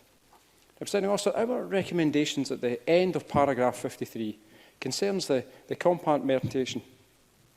The convener spoke of this issue in her contribution earlier on, and others have touched upon it too. Now, our conclusions recommendations at the end of paragraphs 53 and also 63 are therefore really crucial, in my opinion, going forward. Now, clearly our committee has been hugely concerned about what happened at the School of Art. So protecting historic buildings for the future is vital. Now, our recommendation regarding Historic Environment Scotland and also the updated guidance is very welcome in this regard, and I genuinely appreciate the Scottish Government's response to this particular recommendation. Now, our final recommendation regarding the public inquiry is something that I wholeheartedly support. And colleagues from across the chamber have touched upon the public inquiry already. Now, I'm not an MSP who just calls for public inquiries at a whim, because they are expensive, they take a lot of time. But on this particular occasion, I believe that it's important that a public inquiry does take place. I'm sure after any type of public inquiry, I'm sure it will provide further clarity on past events, but also provide really important recommendations for the future. Now, every member in this chamber today will be able to point to buildings in their constituency or region that they believe have cultural significance in their particular parts of the country. Now, we will all understand the damage it will cause to the cultural offer as well as to the significant landmarks of our parts of the country. Now, this is why I believe that the public inquiry is absolutely crucial. Now, I know that how damaging it would be for my area that if we were to lose one or more of our really important buildings. And so I appreciate the anger and the frustrations that people have about the Glasgow School of Art in Garnet Hill. But for me, the one saving grace about these terrible events is that nobody lost their lives. Now, many people have had their lives hugely affected, local residents, businesses and students, and that's also been touched upon by colleagues already today. And gentlemen, it really is important that we thank these individuals for their patience, their perseverance, but also their determination to progress with their lives.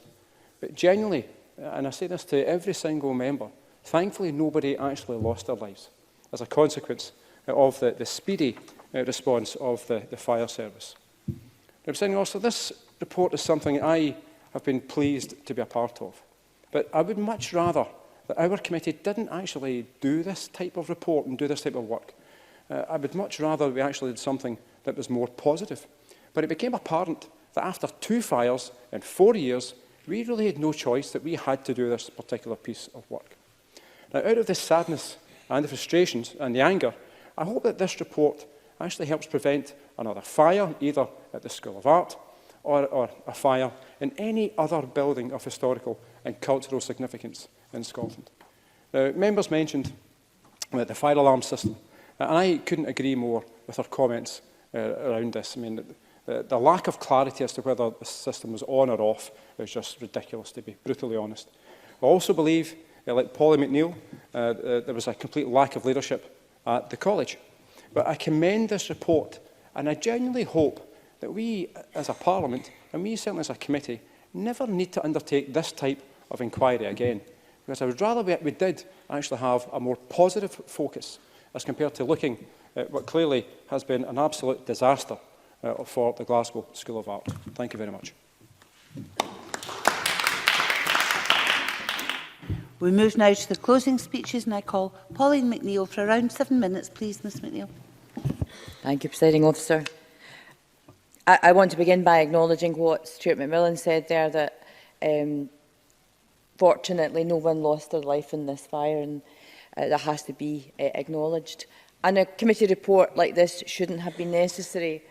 But as I said in my opening speech, I actually think it's a really excellent report, and I think it has done a lot of service to the issue, and it has asked some burning questions that we still need to get answers to. Because I believe that the case for a public inquiry is well made. And listening to members around the chamber, if I wasn't convinced before, I certainly am now, that there are too many unanswered questions about what caused the fire and about the management of the school itself. And I wouldn't say it lightly, but I think the only way in which we're going to get to the bottom of this is to have a public inquiry. I listened to Annabel Ewing and her excellent contribution and some of the things that she pointed out. I mean, it's extraordinary. A public institution will not let the committee of this Parliament have sight of its insurance policy. Who do they think they are? There has to be a message going out here. It is not acceptable. We're not doing it to give ourselves something to do. We're doing it because it's our job to do it, to hold institutions to account and to show the general public that we're doing what we've been elected to do. And that in itself is a sad indictment. The fire itself, as Adam Tompkins says, in relation to the length of time that the building was ablaze before the alarm sounded. I mean, like me, I'm sure you've probably heard hundreds of rumours around that, dreadful rumours around that. This is why we need the fire report as soon as possible, because that is a mystery to most people. If you watch the time delay video, in fact, it was Tom Innes in a meeting that showed me this, and I hadn't seen it. So when you see the fire subside, within seconds, you see the O2 absolutely explode in a blaze, and no one can explain that. But we want to know why that happened. The management of the building that was meant to protect it from the fire, having had a warning in 2014, is extraordinary. Not knowing if the fire alarm system was on the night of the fire, and the fact that no one has been held accountable for this, to me, is one of the most damning things of the episode itself. And for that alone, heads should have rolled at Glasgow School of Art, that they could not tell the committee whether the alarm was on the night. I mean, it absolutely beggars belief. That in itself should be the subject of a public inquiry. Confusion around the fire plan and the fire suppression system. I mean, at every level, it's dysfunctional. But the dysfunctional nature of the leadership of Glasgow School of Art, I think Adam Tompkins spoke at length about it. We need to know if it contributed in any way to the management of it and the fire itself. We don't have answers as to why the director, Tom Innes, left, and he left under a cloud. Let's be under no illusion about this. He was, if you read the reports in the press and believe it, he was sacked, and we don't know why. 6 people signed a confidentiality. What was in those confidentiality agreements? Why are we not allowed to see that? The use of public funds, the most recent one at £1.2 million on the Charles Oakley building as a temporary measure that they didn't need. But do they not think they're under any scrutiny? I mean, it's as if they don't think that anyone's going to question what they're doing. At the committee, I think it was Kenny Gibson that talked about this. Myself and Sandra White, who I know is not here, and she's done a lot of work on this, and she should be recognised for that. We asked Muriel Gray some direct questions, and she, honestly, to be fair to Muriel Gray, she did acknowledge, and I commend her for this, that there has been decades of poor relationships with the local community, and I'm glad that she said that. But I asked her directly. There are rumours that Glasgow School of Art intend to purchase a building in Sauchiehall Street as a frontage for the school. And I and others wanted to know where in Sauchiehall Street is that building that she's... Because people will want to have a say on that. There's not a lot of trust between the local community and businesses in the Glasgow School of Art. So if they're going to buy a building with the millions that they seem to have, I'd like to know what it is. And she told me that she didn't know. And I know for a fact it was the O2. They couldn't afford to get it. And it takes me on to what I think was an excellent speech by Tom Arthur about the importance of the O2 in all of this. I know it's a side issue in relation to getting to the bottom of what caused the fire. But it has been a devastating consequence to the local community and the music community in Glasgow. That we don't know yet whether the O2 will be rebuilt as a music venue. It's one of the things that I'm spending a lot of time at the moment talking to the owners, and I put on record my thanks to the officials at Glasgow City Council, not the leadership. And Adam is right about this. The officials, at least, are doing their very best to make sure that the O2 have open doors to put forward a design that's affordable and will be accepted by planners. So I think it's quite important to engage with that. If we're not able to restore the O2 in 3 or 4 years' time, if we lose that as a city venue, I think it will have devastating consequences for that part of Sauchiehall Street, not to mention the music community itself. As others have said, the future of Sauchiehall Street is still hanging in the balance. I think it was Patrick Harvey that said this. Yes, the Avenues project has been assessed to some degree. It's changed the balance. But the jury is still out as to whether or not... I've businesses that are still coming to me saying they just don't know if they can survive.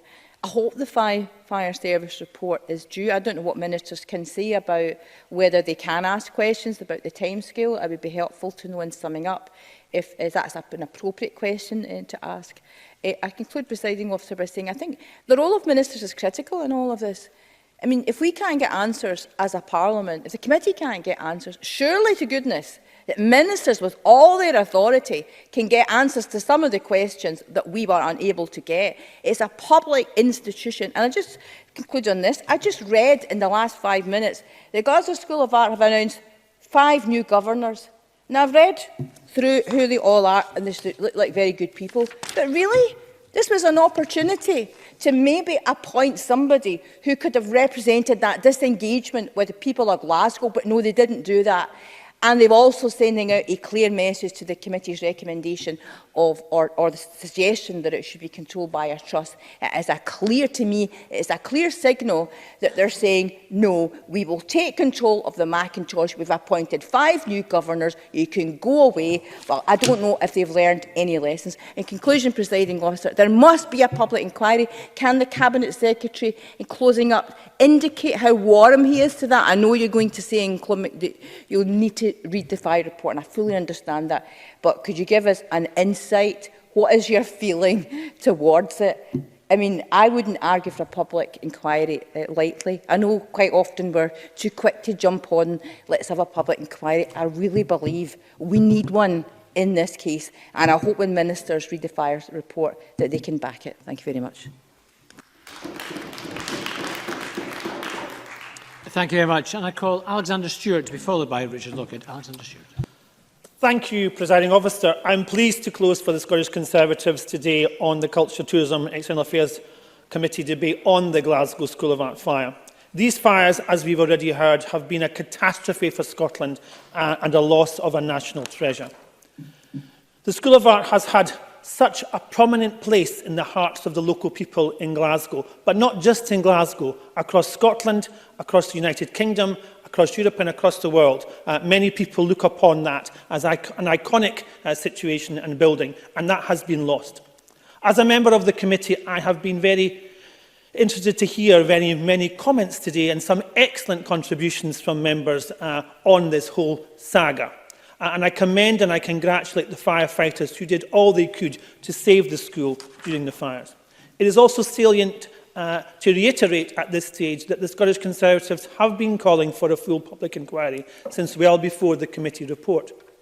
Whilst for the Scottish Fire and Rescue Service, it's them to determine whether the building met the fire safety standards. The Glasgow School of Art did not take the increased fire risk at the Macintosh building into account prior to the fire in 2014. And we on the committee also expressed concerns at the length of time that the Glasgow School of Art took to install a mist suppression system, which was agreed back in 2008, but not installed by them before the fire in 2014. We were not convinced that the Glasgow School of Art gave sufficient priority to safeguarding the Macintosh building, and that in itself is an absolute scandal. The School of Art must be more transparent about what was lost from the Macintosh collection in the 2014 and 2018 fires, and there are serious concerns about the scrutiny and governance of that restoration. It is immediately after the fire that we wanted to ensure that the City of Glasgow Council ensured that businesses and local residents were being looked after. And we've heard today that there are still concerns about that taking place on a day-to-day basis in the location. And I pay tribute to my colleagues, Adam Tompkins and Annie Wells, our MSPs in Glasgow, who have been working tirelessly. But I also know that Pauline, McNeill and Sandra White and others across this chamber have been also doing that to try and work collectively to support individuals and residents in the community. Glasgow School of Art acted in its usual manner on a site when it came to the guardians of turning and the restoration of the fire. But however, the transparency that we've seen ensured that there was negative publicity. And that negative publicity, Presiding Officer, continues to be the case. Questions need to be asked. People have got some real serious concerns about what took place, what happened, and we still haven't had full reports. And I'm sure the Minister will go into that in his summing up. Now, as I said, we've had some very good contributions, and I want to speak through some of those today. Our own convener, Joan McAlpine, talked about the risks and the mismanagement of the fires, and also about the amount of money that the School of Art has received from the public purse. Fire safety risks were identified about the building back as far as 1990. And the asset has not been protected. And as I said before, there's still issues with reference to the local community. The Minister himself spoke about the shock waves that occurred when the fires took place and that lessons need to be learned. Well, that is dead right, Minister. Lessons do need to be learned and questions need to be answered because of the value of the School of Art for its students, but also for the economic life within Glasgow. My colleague Rachel Hampton spoke about the work that was lost to the school and also to the students, and also about the listed buildings and historic buildings should be protected, and that there needs to be a review that takes place to protect these valuable assets. That has to come out of this process. Pauline McNeill talked about the disbelief of things that are taking place, the catalogue of errors, this number of staff leaving, and these confidential clauses that required. And the public just want to know why. Why is there still, after all this time, so much secrecy, so much possibility of things not being told to the public? They deserve to be given the right to hear what is going on. Adam Tompkins once again spoke about the mismanagement of the fires and talked about minutes from board meetings not being seen, the public inquiry that requires to be talked, the 8.5 $5 million worth of public money that's been spent. The problems with the fire alarm system, the false alarms that took place, and there's a great catalogue of all these false alarms, but there was none of that when the fire itself took place. My colleague on the committee, Andy Ewing, talked about the insurance policy. Now, that's a vital issue, and the difficulties that surrounded that. Now, is that policy fit for purpose? It would appear that was not the case. We couldn't get answers from the company as to how that situation was. Annie Wells spoke about the morale of the staff. In amongst all of this, we've had the members of the school and the staff of the school having to cope with all this bad publicity and questions being asked. The public have lost confidence in the school and in the board, and there have been a number of changes. That doesn't necessarily mean that they're confident in how things are going to go forward. So it's vitally important that all of these questions are asked. Presiding Officer, we feel that the Glasgow School of Art should give serious consideration to placing the McNeill building in a trust, and that's been talked about already today. And the committee would also like to see the Scottish Government establishing a public inquiry with judicial powers into the 2014 and the 2018 fires at the Glasgow School.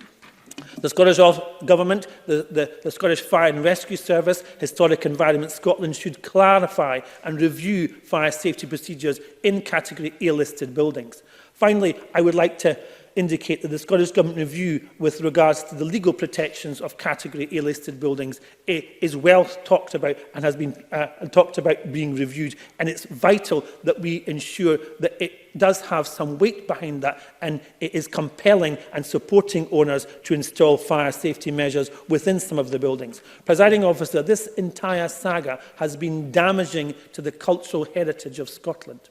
There are many more questions to be asked of the board and the management of the Glasgow School of Art. And when they gave evidence at the committee, it must be said they were evasive and they were less than convincing in many of their answers. I commend the report and I thank all those who gave evidence and who have given of their time. But I am disappointed that when the report came out, the Glasgow School of Art chose to criticise the committee for its findings. Lessons need to be learned from this sorry saga, and it must not happen again. The only light of anything in this whole process was that no lives were lost, but that was potentially through the system and circumstances. They could have easily have had fatalities in these situations. This should never, never have been allowed to happen, and it should have been preventable. Thank you. Thank you, Mr Stewart. I call Richard Lockhead before Claire Baker to close the committee. Well, I would like to thank colleagues for their constructive and thoughtful contribution to this afternoon's debate. I think MSPs from across all the corners of the chamber have made very powerful and thought-provoking comments, and I'll certainly, as Minister, as I'm sure the Cabinet Secretary who's sitting next to me will, reflect upon these very important points. I think it's also important just to put in the record that my colleague Sandra White, the constituency member for the Glasgow School of Art, I'm sure would have been here today making a very forceful contribution on this subject, but as we all know, she cannot be here with us today for very understandable reasons, and our thoughts will certainly be with her this week. As Minister for Further Education, Higher Education and Science, my first obligation is naturally to ensure the highest quality learning experience for students in Scotland. So I am pleased that the Glasgow School of Art, despite the impact of these two dreadful fires that we've been discussing today, has continued to attract the brightest and best from across the whole of the world, while nurturing the best of Scotland's talent and contributing energy and passion to our vitally important creative industries here in this country. And as I said in my opening remarks, the Glasgow School of Art ranks in the top 10 art and design institutions in the QS World University Rankings for 2019. However, as Annabel Ewing said when she said that the committee was trying to come to terms with the sense and scale of loss, and indeed James Kelly spoke about when he was in Glasgow on the day of the fire and experienced at first hand the response of the public to the devastation. And I recall following it on social media when the news broke and couldn't quite comprehend the scale of the devastation as well. It is really important, therefore, that we do use this opportunity to learn lessons from these fires to help ensure that our iconic historic buildings are well protected as much as they can be. And having met Professor Kearney, GSA's acting chair, only yesterday, I do know, and I have to convey to the Chamber, that it's my firm belief that the board do agree very strongly. Now, members have referred to a number of recommendations to the Glasgow School of Art itself, including that it should consider putting the Mackintosh building into a trust, review how it presents information on its website, specifically information relating to items lost during the 2014 and 2018 fires, be more transparent in its processes, particularly in relation to any rebuild of the MAC, establish formal methods of communication and consultation with the local community, and to undertake a full consultation exercise before deciding the future of the MAC. And the committee, in the body of its excellent report, also calls into question the school's approach to risk management, the capacity and expertise of the board, and the priority it gave to safeguarding the building, the length of time taken to install the mist suppression system, and the school's ability to articulate the lessons it learnt as a result of the 2014 fire. Now, there's a number of issues raised, and clearly I am not the Glasgow School of Art. I'm not responsible for many of these issues, and I can't respond to them all. I think some do have to be put in some context. Of course, we have to bear in mind the contractor had day-to-day control of the site, and the committee did acknowledge that the school had oversight arrangements in place at the same time for that. I think it was Patrick Harvey who mentioned not having access to the insurance policy. Of course, our understanding for the reason for that is that the insurers did not give their consent to release that because the claims are not closed, and therefore that was one of the reasons for that. So I'm just giving some context to some of the points because we don't know some of the answers at this stage to many of the issues raised. Now, the GSA, of course, is an autonomous body, and its board has responsibility for the strategic decision-making and ensuring operational efficiency. So it has responded to many of the criticisms, as we know, that have been laid today. It also has made clear its intention in principle to rebuild the Mackintosh building and is committed to review how it disseminates and shares information, as well as appointing a dedicated community engagement officer to support its efforts to build trust with its neighbours. I very much recognise the concerns expressed by members across the Chamber today about that need for trust, that need for transparency, and to give much greater focus to having a much more positive relationship with the local community. I just want to assure the Chamber that during my meeting yesterday with management, a large part of our conversation was focused on that very subject, and they gave me many different assurances and guarantees that that's going to be much, much higher up the agenda moving forward, and they recognise the concerns expressed by local members and indeed, of course, the committee's report as well. And on the question of trust, or a trust, the board has been clear that the Mackintosh building is core to what makes the Glasgow School of Art experience unique. And they see it not just as a building, as I said in the opening remarks, and as other members referred to, it's very much part of a teaching experience. It's a tool for teaching in itself, as well as being a building. However, again, the GSA have said that they will consider all options to the management of the building going forward. And I am, of course, aware of the genuine and widespread concern raised in the press and in public discourse generally about the various decisions made by the School of Art in the years since the 2014 fire as well. Again, it's not for ministers to preempt the outcome of the fire investigation or to form a view on the fire prevention strategies employed during the rebuild project. But as I said before, there are some areas where we have to put things into context in terms of who was in charge of the site on a day-to-day basis when the second fire took place. There have also been some concerns around the use of public funding, and I do want to confirm that £5 million, as we know, was pledged by the Scottish Government in the wake of the 2014 fire to support GSA to restore the MAC building to its former glory. We also had an extra £750,000 that was provided through the Phoenix Bursary Fund to support up to 102 final year students to recreate their work as well. And as we know, £5 million was provided by the UK Government to purchase the Stowe building as well. But in terms of some of the debates that have been taking place around the funding, it is true that the restoration of the damaged West Wing was covered by the Art Schools Insurance, but in consultation with Historic Environment Scotland, the decision was taken to include the whole building in the restoration works to ensure the integrity and safety of building-wide systems and to ensure that the whole building was fit for purpose. Therefore, we as ministers are satisfied the GSA spent the money provided by the Scottish Government in the way it was intended, given the need to extend the refurbishment beyond those parts of the building that were damaged by the fire and covered by the insurance.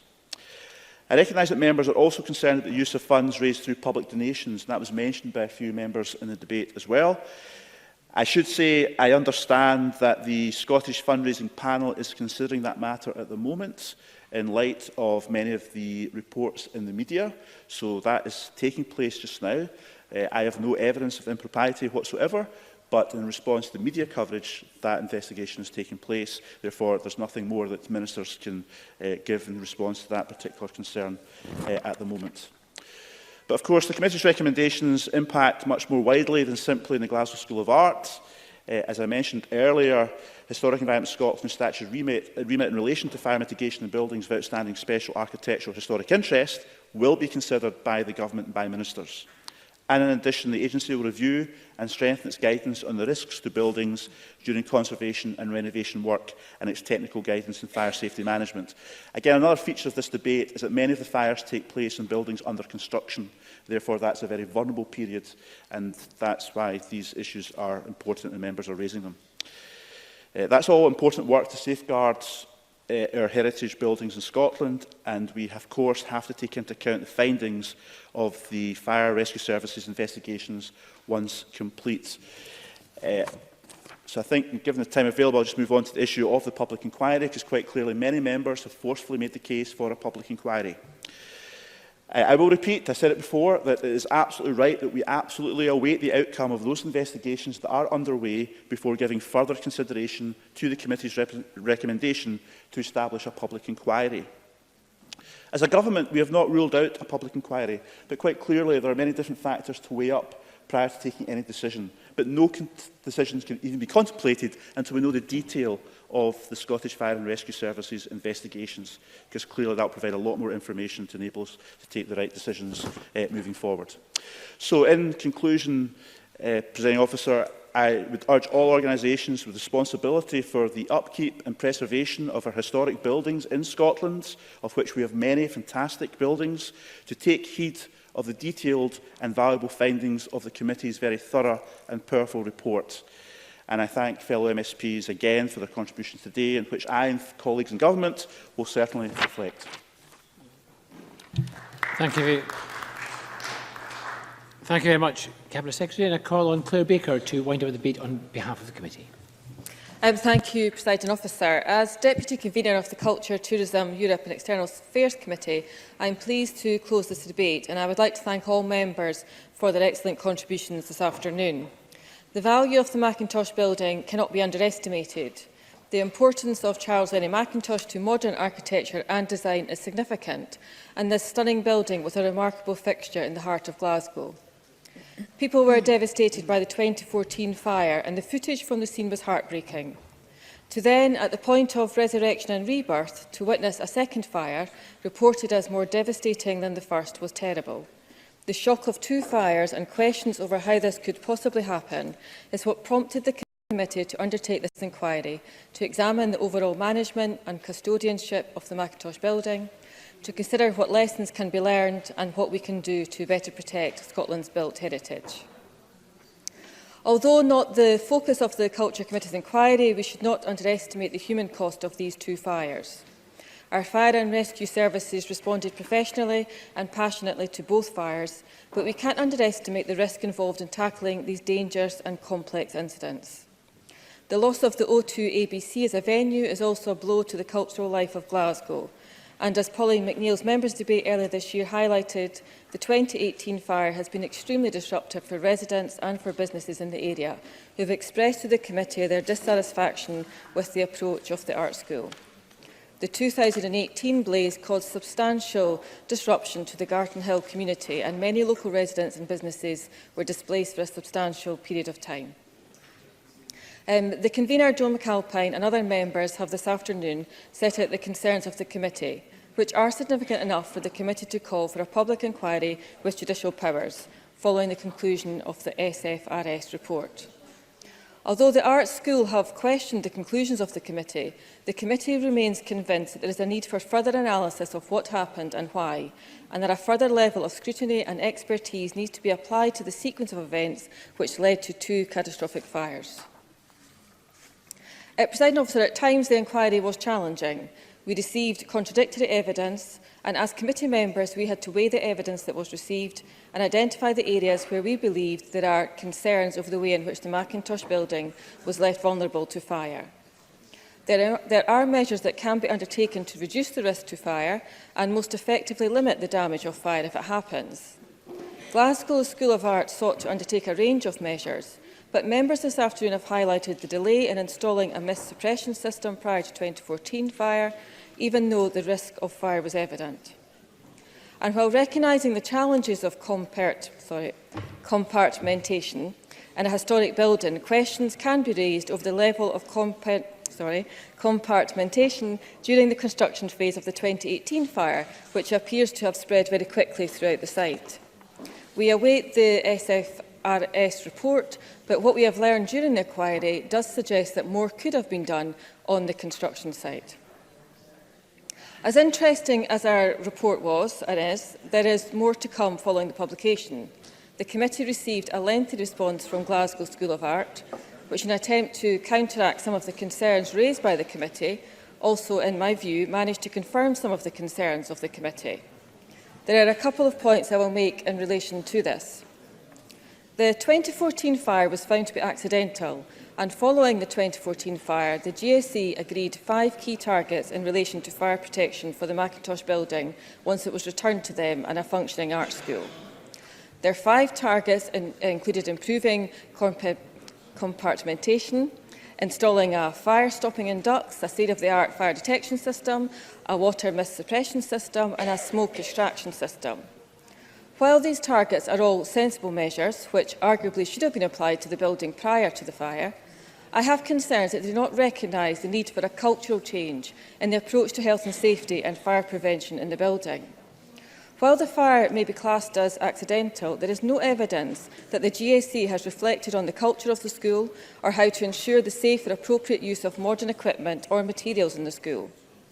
The culture of the organisation is as important as processes and prevention measures. The focus on an individual student's mistake indicates a lack of considering whether the school is in any way responsible for the set of circumstances that enabled that mistake, which had significant consequences and risk fatalities. There have been reports of tensions between artistic expression and concerns over health and safety, between the purpose of the art school and the safeguarding of the building, and it's not good enough for the GSE to dismiss these concerns. The art school makes clear that the Macintosh building was compliant with relevant fire safety standards, and I don't doubt that it wasn't.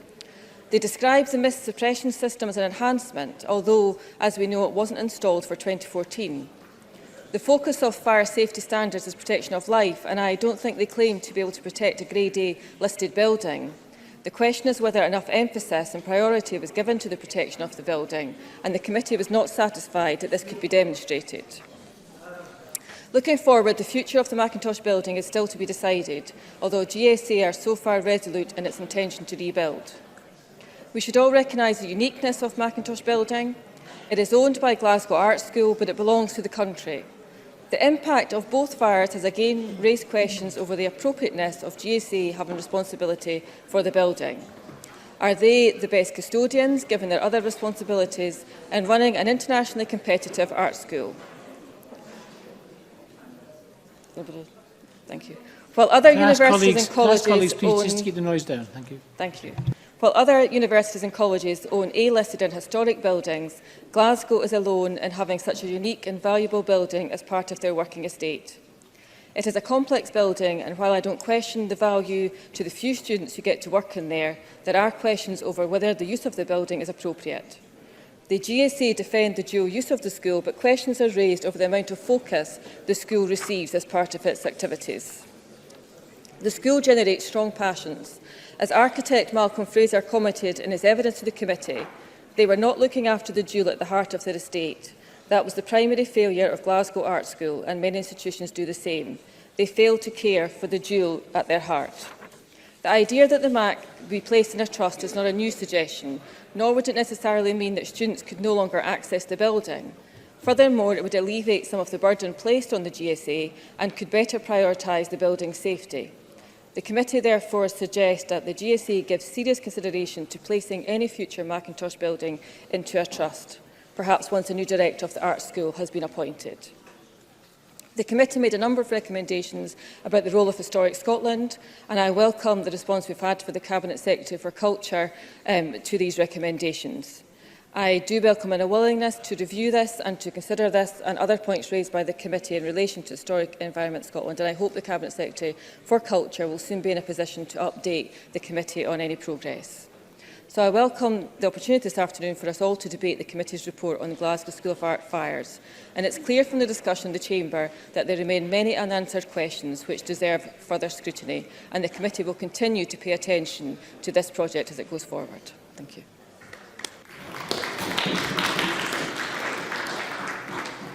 Thank you very much, and that concludes our debate on the Glasgow School of Art fire. Moving on to the next item of business is consideration of Business Motion 19832 in the name of Graham Day on behalf of the Bureau setting out a business programme, and could I call on Graham Day to move this motion? Move, Presiding Officer. Thank you very much. No member has asked to speak on the motion. The question therefore is that motion 19632 be agreed. Are we all agreed? Thank you very much.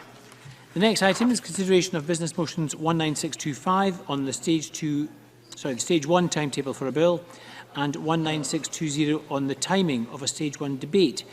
Could I call on Graham Day to move these motions? Move, Presiding Officer. Thank you very much. And no one has asked to speak on those motions. Therefore, the question is that motions 19625 and 19620 be agreed. Are we all agreed? Yes. We are agreed. The next item is consideration of 4 Parliamentary Bureau motions. Could I again call on Graham Day on behalf of the Bureau to move motions 19621 on approval of an SSI, 19622 on committee meeting times, 19623 and 19624 on designation of a lead committee? Moved, Presiding Officer. Thank you very much. We're going to turn now to decision time. The first question is that motion 19553 in the name of Joan McAlpine on the Glasgow School of Art fire be agreed. Are we all agreed? Yes. We are all agreed. And I propose to ask a single question on the 4 Parliamentary Bureau motions. Does anyone object? No, that's good. The question is that motions 19621, 19622, 19623 and 19624 in the name of Graham Day be agreed. Are we all agreed? Yes. We are agreed. Thank you very much, and that concludes decision time. We're going to move...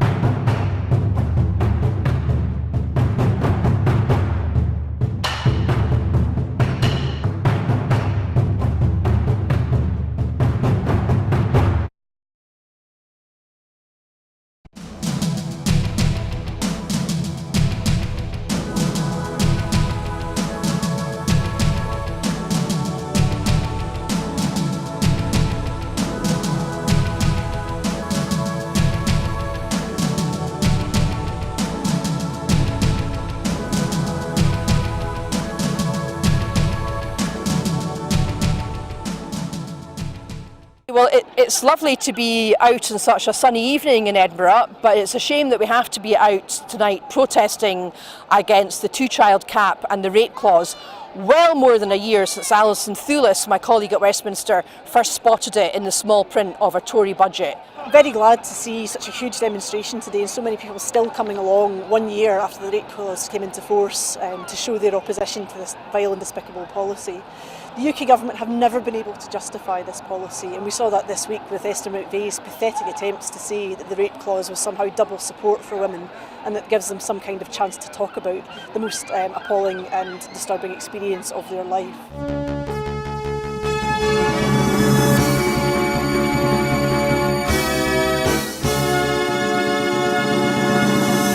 As you can see behind me, we're at the very beginning of the All Under One Banner rally. You can obviously hear the pipers behind me as events are about to kick off.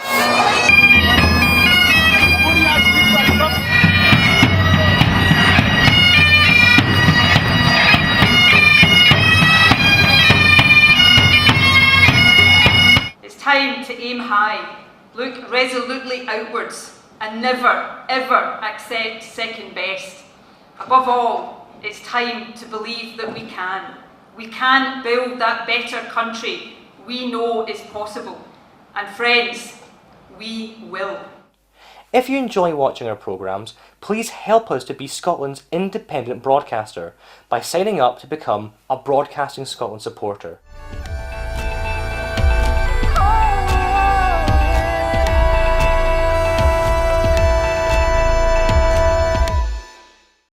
Wherever you stand, get the fresh view of what's happening in Scotland with iScot.